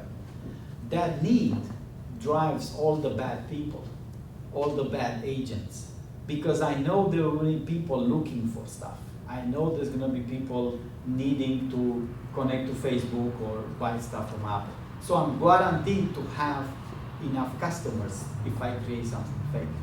That's where Google comes in. Google is the at the front of this. Is Amazon and Apple and Facebook don't have the same problem Google has, but Google is at the very front of this. Google has to, from the user's perspective, Google has to distinguish what's junk and what is fake versus what is normal content that somebody put there without a bad intent. So this is a chicken and egg problem. The better Google gets at filtering out the bad agents and the bad stuff, the junky stuff, the better those systems get at fooling Google systems. So it's a constant cat and mouse, chicken and egg problem. A significant part of Google efforts are spent on this. So I would say 75% of all engineering effort is spent out how to filter out content that is not honestly created. If I put a page on the internet with my opinions that are not, say, correct or even legal, that's not the kind of problem I'm talking about. The fact that I'm right or wrong, as long as my page is, intended, if somebody looks for me on my page, is going to find the phrase, that's fine. But if I create fake content, fake links, fake words, fake menus, fake, with identity theft or with all kinds of other intentions, Google has to do something about it. Otherwise, the internet will get very quickly full with this stuff. So what was the first version, the simplest way to create something fake that will attract attention from a search engine perspective? think of BM25. Suppose I want people who search for movies to find my page. What should I do? Paste the whole block of keywords together. Type the word movie 3,000 times on my page, right? Now any BM25 function will say, hey, you have a lot of this. Right? Okay? PageRank will solve this problem. PageRank will say, hey, if you don't have good incoming links or hits, it will be, no matter if you have so many times the word movie. So now that Google puts that in place, what should bad agents do? How do you fake PageRank? You create another set of pages which point. Create many pages that links to each other. Now everybody has a lot of incoming, a lot of outgoing links. With a computer, it's easy to create 1 million pages. So then what does Google has to do? Now, I have those link farms with content, the words typed many, many times, but also with links in between them to full page rank. So how do I deal with this? Those will be separate entities which will just be pointing towards each other. You wouldn't have. You're talking about reciprocal. I mean, the only links there are appears to be from the same domain. But what if I'm smart enough and I create my links in different domain? From a point of view of a bad agent, there are pages, all kinds of pages where I can post information that are not bad domains. Right? I can go to any blog, any forum, any discussion based on a newspaper, and I can put a link to my page, even though it's not related to that story or nothing like that. But maybe I can search for, I'm interested in movies, right? So I can search for forums and discussion about movies. And when I get to one of those, I post my page in there so that now I have an incoming link from a legitimate website.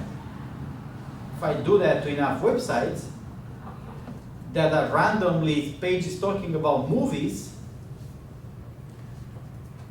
maybe that's good, right? Maybe that's not.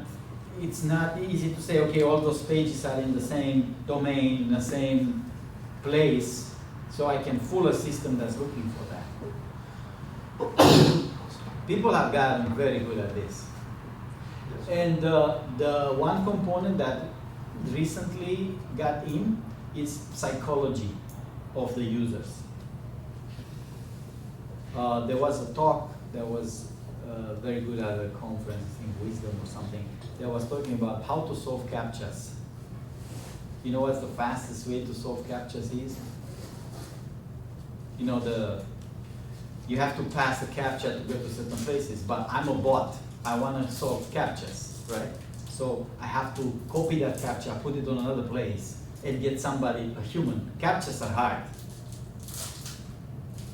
We're getting better at solving CAPTCHAs, but still, many CAPTCHAs are very hard. I don't know if you noticed that the recent CAPTCHAs are so hard, the humans have a hard time solving them. You can't tell what's in them.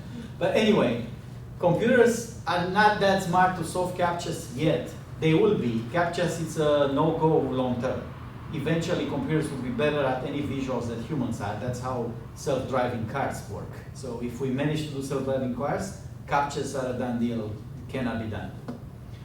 But you know how they solve it today? Without the AI to actually solve the CAPTCHA. What is the fastest way to get people to solve the CAPTCHA for you? By far. Porn websites. I'm not kidding. The moment you put an image or something that looks interesting for certain people, and then they're about to get, okay, I want to see it, I want to see the movie, I want to see the image, it has been shown, those people will solve all the CAPTCHAs you want instantly. No problem at all. I'm not kidding you. Porn websites can solve CAPTCHAs in a quantity enough to get the boats anywhere they want on the internet. That's all it takes. Because the people interested in that sort of stuff, porn, the moment they get in front of the computer, right, and they know what they want to see, it's almost instantly they type whatever's in the CAPTCHA thing to see the next screen, it's not the same experience that you read Wikipedia. If you read Wikipedia and you got to, okay, I got to World War II, now I want to understand some detail about it, some link there, right? Out of a sudden a CAPTCHA pops up. There's no urge to type the CAPTCHA to see that thing necessarily, right? Unless it's something personal that you're looking for, you just found something about your ancestor, something like that, there's no urge. But on porn websites, there's a massive urge to see the next screen. So it has been shown, you don't need AI to solve CAPTCHAs, just make a deal with a porn website and you're done. You can solve everything for you. It has to do with human psychology. Many people would find this repulsive. The human nature that you are actually breaking securities of CAPTCHAs as a security measure. So what those users do, they are breaking the securities for other websites, right, to watch that stuff, right? I think that's repulsive in a moral sense. Nevertheless, probably they don't care. And there's many societies don't have laws against that sort of stuff. Like in the United States, there's no law that says that people cannot solve CAPTCHAs, and effectively the CAPTCHAs are used for bots to enter other websites. Psychology is a big deal. And I want to mention here that psychology is a big factor in the pop culture, that is United States culture. I don't mean to say it's a bad thing. You could say due to the same factors, we are far more social, far more mobile, far more technologically advanced than other cultures in the world. I'm not disputing that. All I'm saying, the psychological urge to do stuff, it's what motivates not just CAPTCHAs breaking on the web and porn and other things. A lot of people buy stuff. There was an article that says 70% of what people bought is completely useless. They don't need that. Okay, that happens more in the United States than in other places. It's not that people are more materialistic in the United States. It's this pop culture. It's based on the psychology of what do I need to do to sell you something. It's the same criteria for which ads are displayed. It's the same urge for breaking CAPTCHAs, clicking on things that you shouldn't click, right? There's now more going into psychology in terms of what this user is and what he needs and what he does and where he's about to go than you think. That's why all these companies are dying to get your information. Why do you think Facebook wants information from your bank accounts? How would that benefit Facebook? Get your bank account information. Or Amazon. I think that's more obvious. Amazon will benefit more to get your bank account information. Purchasing habits so that they can display more relevant ads.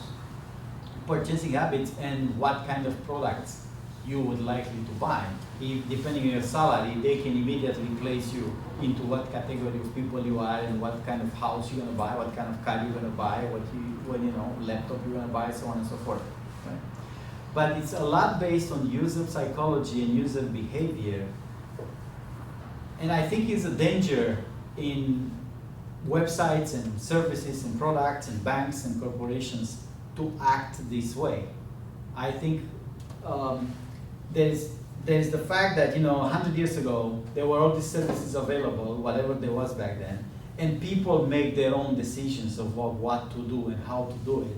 Now it seems that a lot of things are pushed at you. It's kind of hard to make a distinction between what you actually need and what is right in front of you. And then how are sales generated? I don't know how often you see a store having a sale. No sale is for real a sale anymore because it's been designed to be a sale from the beginning. Whenever you see 60% off, you think they're losing money? No. Stores that already have 5% off, in every weekend they give you 10% off and tax incentives. The whole price structure was generated from the very beginning to account for those things in it, right? So it's all psychological. There's no actual value in those things. Now, of course you know this stuff, But this is the same psychological effects that drives. Think about how much effort people spend in the United States on news that are completely irrelevant. Not just for them, for everybody. I'm not politically oriented. Like I think I mentioned this, I'm not Republican or Democrat, conservative or liberal. But I've seen in news a lot of news about stuff that I'm wondering myself, who cares about this stuff? Like, why would people pay attention? Things like with women being paid, I mean, that happens a lot, right? What does it matter for one person got paid? Like, how many people get paid? Many people. Then some emails in a server being, another big conversation about that. I think it's totally irrelevant. I think a lot of the news have this aspect in the United States, at least. I think the United States is more dominant than in other places. There's a lot of stuff that just dust in your eyes, designed to distract you, to make you blind to what actually matters. What really matters is how your mortgage is being structured. And most people cannot understand. It's so complicated that most people don't understand it. But what's being served to you is a lot of dust that has no relevance whatsoever. Now, why do I'm saying this? The way websites work and ads work and adversarial effects on the website is based on the same psychology like those sales and the news and the distractions that are happening on a day-by-day basis. I would go even further for you guys. Well, you are senior students, but I would definitely say this to undergraduate students. A lot of people are going to tell you during education what's important and why you should do this and why you should do that. And I think even there, we got a little bit of dust in your face. I wouldn't say the master program, but definitely in the undergraduate program, is that the best course line? I think it got a lot better at Northeastern, at least, than it used to be, but there are a lot of things that me and other people occasionally ask, is this stuff really useful in here? I mean, shouldn't we do something more useful than this? So even in the education, where there's the financial tries to be disconnected, like in healthcare, financial and the actual education is disconnected. You pay the same amount of money for your program no matter what courses you take. Same thing like in healthcare. You pay certain insurance no matter what problems you have. Even in education and healthcare, we got to the point that we're serving a little bit of fake stuff that gets distracting, gets in the way, and gets particularly in the way of what we actually need to learn or what we actually need to fix. Take the healthcare example. There is so much advertisement for drugs, I mean medicine, and for programs and how to do this and that. Why there is not a single or not enough done for what food people eat? Food is terrible in this country, right? I mean, it is, I'm not talking from the taste point of view, of course, I'm talking about what's in it, right? It's very bad nutrition. Now, other countries have bad food, but not that bad. So, instead of, from a medical perspective, educate people to eat healthy, we try to sell them medicine. Why? It makes a lot more financial sense, right? Same thing for Facebook.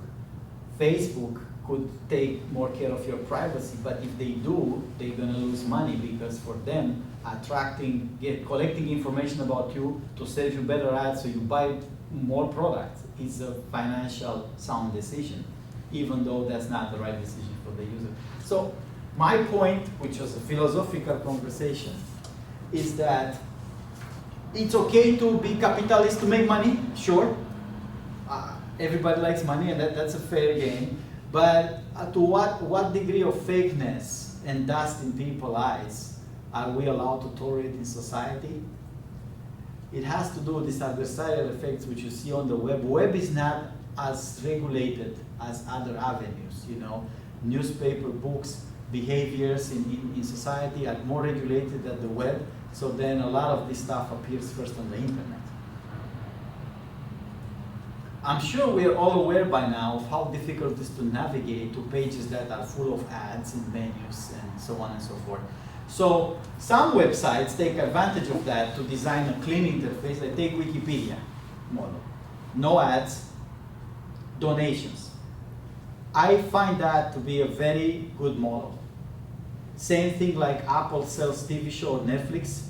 without ads in them, but you have to pay for them, as opposed to being free, but you have to see the ads. The reason I'm finding that to be a very honest model, Wikipedia model, is to say, look, we're not gonna distract people, we're not gonna put dust in their faces, and we're gonna rely on the demand for Wikipedia quality to keep going.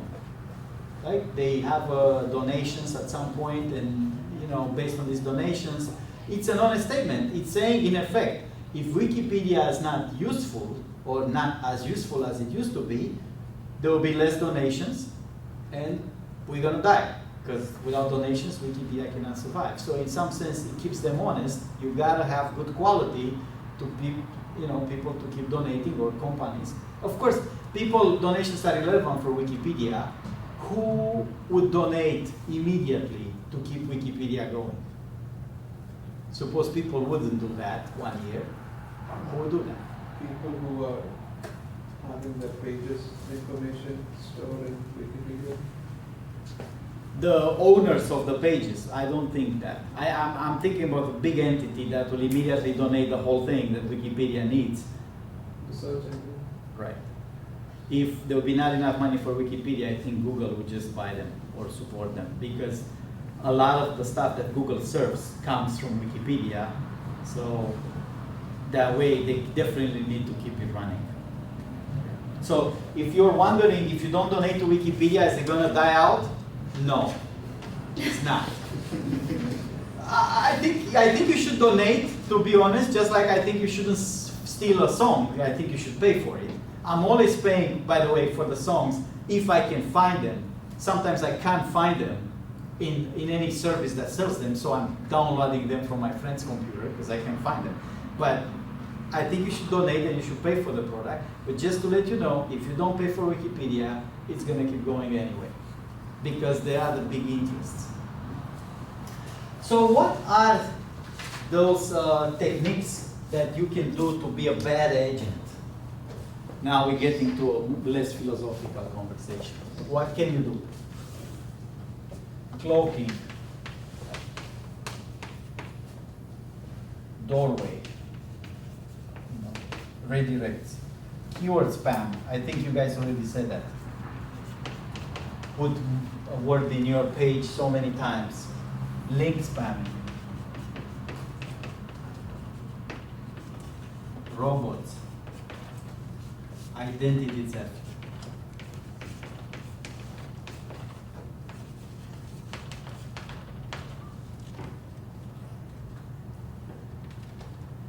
So there are those tricks from a search engine.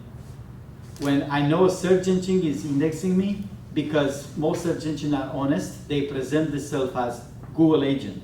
I can serve a certain page, right? And then Google gets that page, that information that's being indexed. And that's what Google has. So when you search for something, it returns here's Virgil's page. But when you come to my page, I know you're not Google, I know you are a user, I serve a very different content. Right? Redirects, you click on something and then it's something else. So how does Google, what's the solution? We went up to round 2, right? We said, okay, people have put keyword spamming. Google have figured out, hey, if I use the incoming links, PageRank sort of thing, I can make some progress. And then people have figured out how to create more links and more spamming. And there's a lot of play with cookies on your computer. That's another major privacy. I mean, if you're worried that you don't lock your car or your house when you leave, right? And you go back and lock your door. That's nothing compared to the cookies you have on your computer, right? I mean, those cookies, if you don't manage them, if you just leave them free, they're much more damaging than leaving the door of your house open. Like, what do you have at home to be stolen? Nothing. Right? All the money are in the bank, the jewelry probably too, and stuff like that, so there's nothing to be stolen. But from those cookies, you can get a lot. So I would pay more attention to cookies on my computer than to the keys of my house, if I were you. Let me show you some stuff that people have imagined. It doesn't really work that well.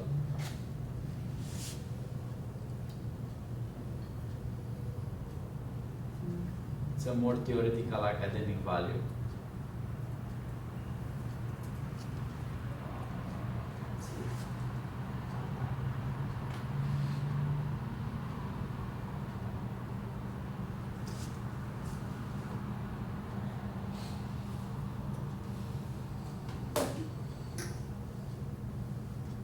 So we talked about PageRank, and here's PageRank and how to teleport every once in a while. This talks about topic specific to PageRank. We did mention this, but here's what this idea down here is that I think it's interesting. So this is nice visuals addressing other problems with PageRank, something like how to think generally about who's close to who in a graph, based on common links and degrees and stuff like that. So some interesting graph problems here. But what I want to show you is this idea of trust. Can we use PageRank to propagate trust? Think about PageRank. What PageRank propagates? Importance, right? The idea behind PageRank is if an important page has a link to me, my importance go up. How do I get very important? If many important pages have a link to me. Can we replace the notion of importance with trust? You reverse the PageRank. Can we reverse the PageRank? Then we get the top list of the web stack or. I'm not sure. What I want to do is PageRank in nature, this idea of transferring, right? But I don't want to transfer importance. I want to transfer trust. In other words, I want to say, if I trust this page, for whatever reason, I don't know how do I get to trust something, but maybe I can trust Wikipedia, right? Maybe I can trust CNN or Fox News or something that I already know what it is and I trust them. Doesn't matter how, but suppose I trust something. Can I use PageRank to propagate this trust? To say, how do I trust Virgil's page? Well, it has incoming link for pages that I already trust. And pages that I trust wouldn't send me to junk. Is that sounds like a reasonable idea? Google really tried to implement this. What if you have a page that's concealing their preferences? So for example, you could have a page that builds trust over time, and then once it gets a certain level of influence, then maybe it throws like a man in the middle or something like that. Says, "Oh, we got hacked by somebody that we don't know." Right. Maybe one of those. So that sort of attack can happen to any system, right? Yeah. If somebody gets in your way and gets access to your data, it's equivalent of having a device between your keyboard and the display that captures what you type and knows what you type. That's very hard to once attack is successful, it's hard. I think a more interesting version of that question is, what if the page is designed a certain way like Facebook, and over time it shifts what's being driven by, right? Facebook was, or even Google initially was designed in a certain way. We get to trust certain things. We get to trust Facebook with our friends, with our pictures, without da da da da da. And then the Facebook gods decide we want to monetize this trust. So we're gonna let other people influence those pages and change those pages, and then our trust that we put in those pages, if you like, get violated, so these algorithms wouldn't work. Sure. I mean, at some point, maybe you have to revisit who you trust, right? By the way, this happens a lot with people too. You'd be surprised how many families break apart when somebody dies, not because they feel sorry for that person who died, but because of money. They can't agree on who gets what for the person who died. Literally, there are lawyers and courts specialized into how to deal with it. And I know cases when people who were good friends and good families, they couldn't talk after somebody died because it was all about money. Like I think I mentioned to you, somebody died close to me. I am not financially related to that person at all, but me and my wife, following the drama now of what happens in that family, getting after whatever he had. So maybe that sort of trust needs to be reevaluated every once in a while. But back to the theoretical academic exercise.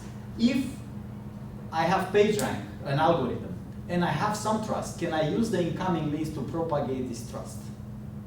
That sounds an interesting idea, and I think people try to implement it for real. There is an obvious problem. How do I get to trust anything? Can I use the same PageRank? Remember what it was, Markov chain, walking graphs, and hope that it stabilizes at some point? I don't think it works that way. I think you need to start with some places that you truly trust. To say, like in machine learning, those 5 websites, 10 websites, 20 websites, I trust. From here, propagate. So there's a lot of graph algorithms. There is some very famous from Carnegie Mellon approach that has to do with how do you propagate information in a graph.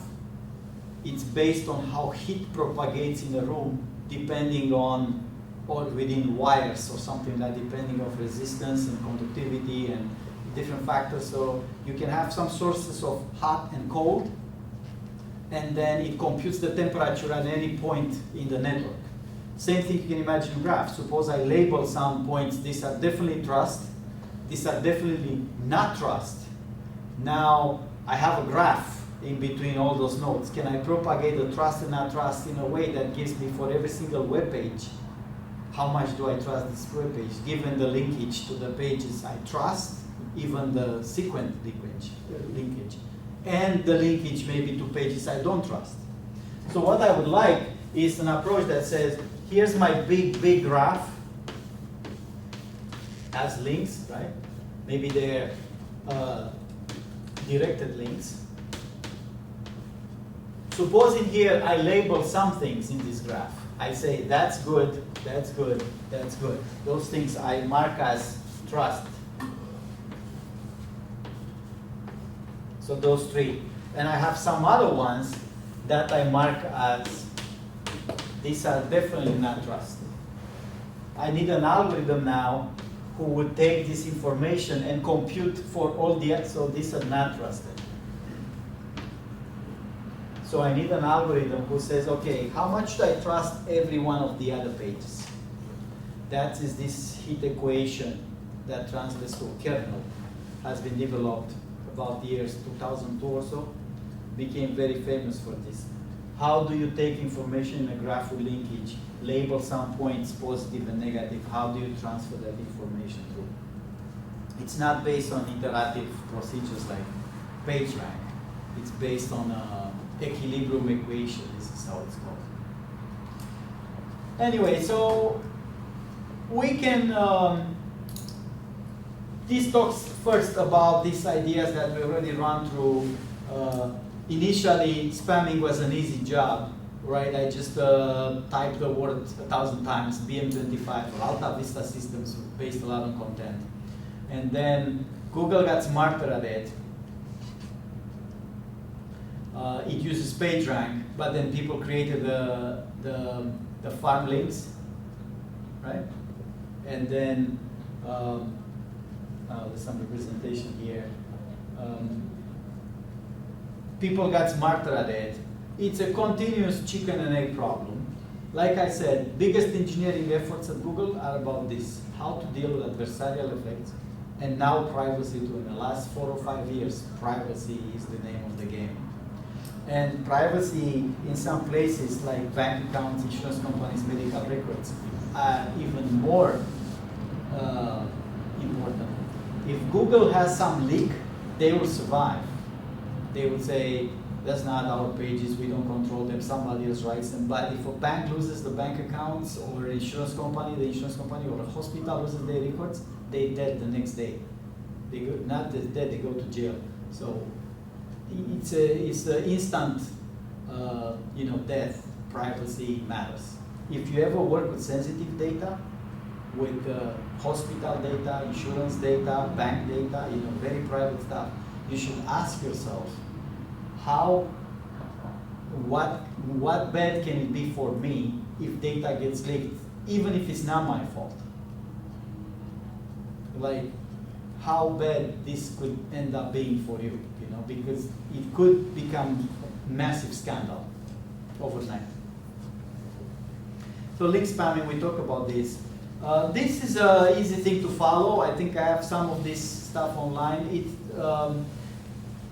People think of this, let me see, is the slide here. If you really are a bad agent, you have to look first for where you can do stuff. Right? Obviously, you own some pages, the ones that you create. Yet some pages completely inaccessible, like CNN websites. And there's some accessible pages. Say a Wikipedia document, can you edit it? Some of them you can, some of them you cannot. A forum, typically you can post a link to your page, but there's automatic filters that check what's in that link and what's in the content of the page, and get removed almost instantly if it's not relevant. So the chicken and egg problem, or cat and mouse problem, the people who own the forums, of course, have the urge to fight the adversarial effects.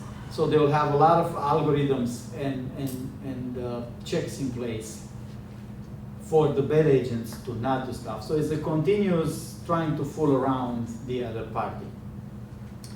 Machine learning helps both sides. Machine learning can get algorithms to be very effective at detecting, hey, this is a link that has nothing to do with this forum, or the content is irrelevant, it's probably an ad. But also helps the bad agents where to place their stuff.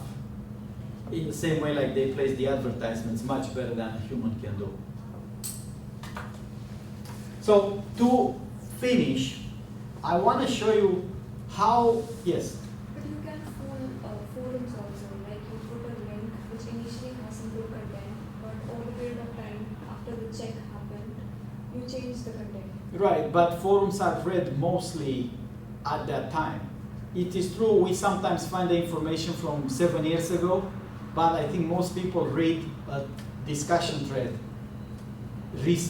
during the discussion, right? I think the typical, what is the typical shelf life for those things? It's like when the discussion happens, I'm talking right now about, I don't know, it's a World Cup, so I'm talking about the World Cup, right? I'm talking about the teams and the players and what's gonna happen, right? 90% of the people who read that forum ever is the ones during the World Cup. Somebody occasionally finds it later and then starts, that was the World Cup from 3 years ago. Here's what happened then. I think most people read it then, right? No, I was talking about the Wikipedia pages. Like if there's a Yeah, but Wikipedia gets constantly curated, right? I think pages that get read a lot. If you put a fake link, I mean, you put a legitimate link, but then you change it, I think it gets discovered. Machine learning will, or even indexing will find it. But machine learning also helps the bad agents to determine, okay, what kind of places are favorable for your stuff, and not just that, what kind of things get where. Like if you use this kind of words, you're gonna get caught. But if you see the word free written without an E or with highlighting or put it in the picture just to not be recognized as the word free, machine learning can help with those things because it can immediately tell you what words you need to not get caught by the other algorithm. So to conclude, I would like to show you some what's called Google bombs. Some of them were extremely famous. Those are images because it got corrected. But they're real. People have managed Google to give unbelievable search results, and some of them with connotations. So let me go in order over this. I don't know if you can see this. The search is more evil than Satan himself. Okay? This was an actually Google result. What's the first page?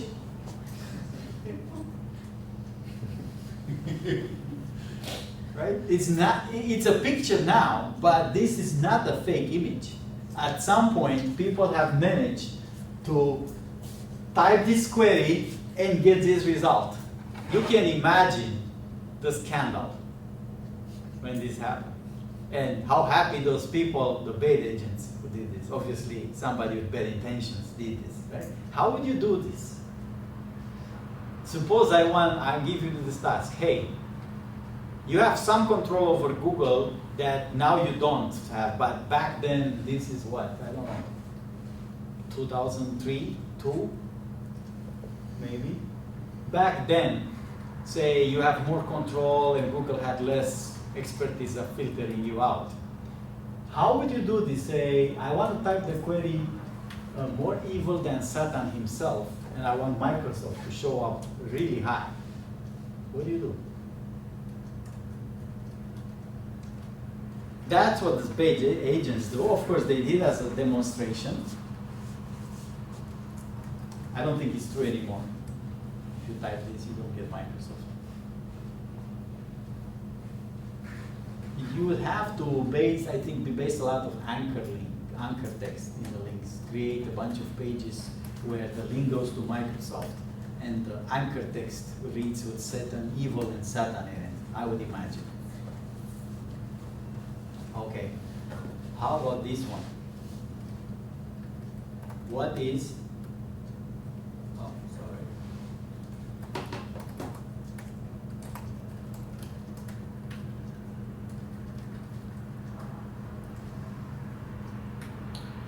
Where were we?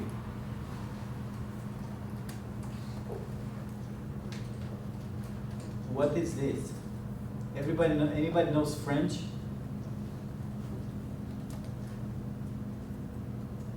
What do you think that means?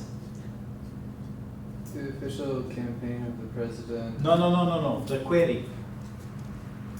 Don't know. This is something to do with prostitute of the web or the, something like that. Like the guy, the pimp of the web. Something like this. Again, real example. This is a picture taken from there. If you don't know about Nicolas Sarkozy, this was the president of France, of course, but he was also going around a lot of women with disrespect for his wife and his family. So people in political circles have been, again, I'm not from morally perspective, I'm not saying he was right or wrong, if he didn't break any laws, but definitely a lot of people were against him and were upset with him because he didn't seem to show enough respect for the institution marriage. And in France, marriage as an institution is a big deal. People take it seriously. So, because he was going around with women, not his wife, and a lot younger than him, and in a very casual manner, the bad agents figured out, okay, let's make a query for this guy in French and get his page to pop up first. This is funny, of course, but could be quite damaging in a campaign, right? To show live the result.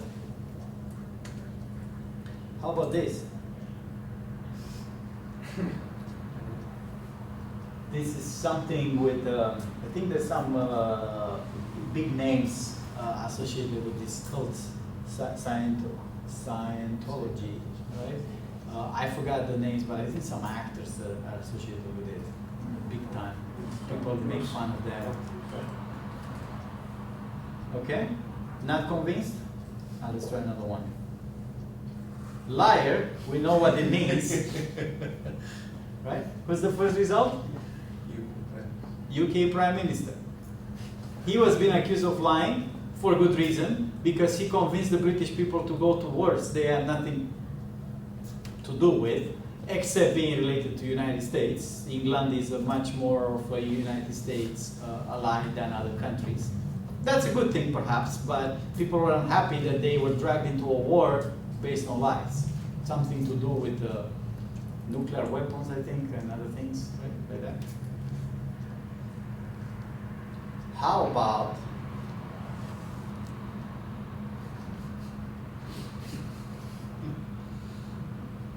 the word failure? It didn't get to the first result, right? But it got quite high. I think by now both Republicans and Democrats agree that George Bush Jr., the second George Bush. Again, I'm not politically oriented, but what I've read from both sides is that it's considered to be a weaker president than the average. While I think other presidents, say Roosevelt, obviously is considered to be a great president by both Democrats and Republicans. Let's try more. What is this?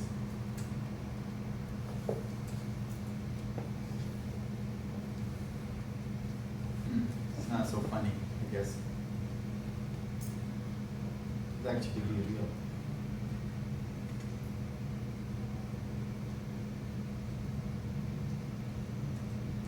This is a good one. This got all the way to the French government. The query French military victories seems a legitimate question for a student who's asking, I want to know the biggest battle. It has to do with the glory of the French Empire when it was an empire, right?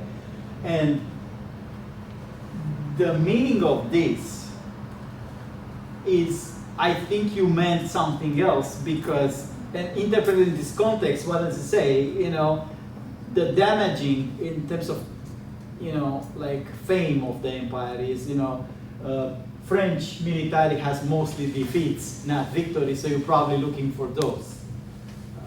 This got all the way to the somebody in the French government calling Google and say, hey, that's not good.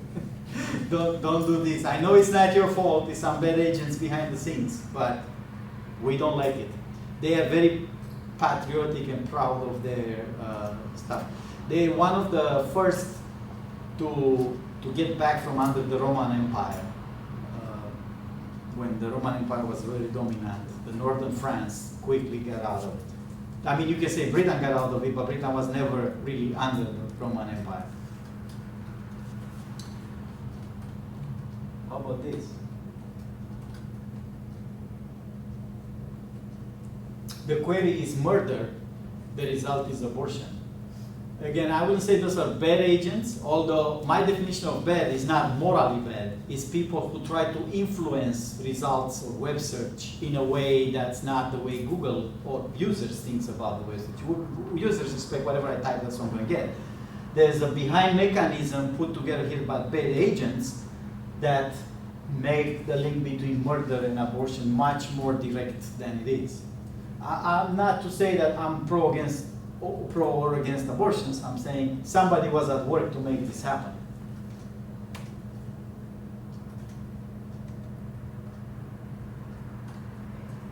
Miserable failure. I think we saw a version of this that put the page of George W. Bush in the 4th place. This is the 1st place. I think the most famous one is the French military victories.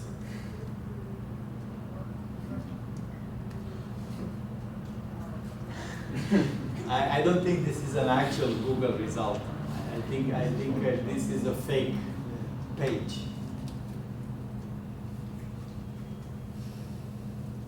At some point, a lot of movies and here's another one.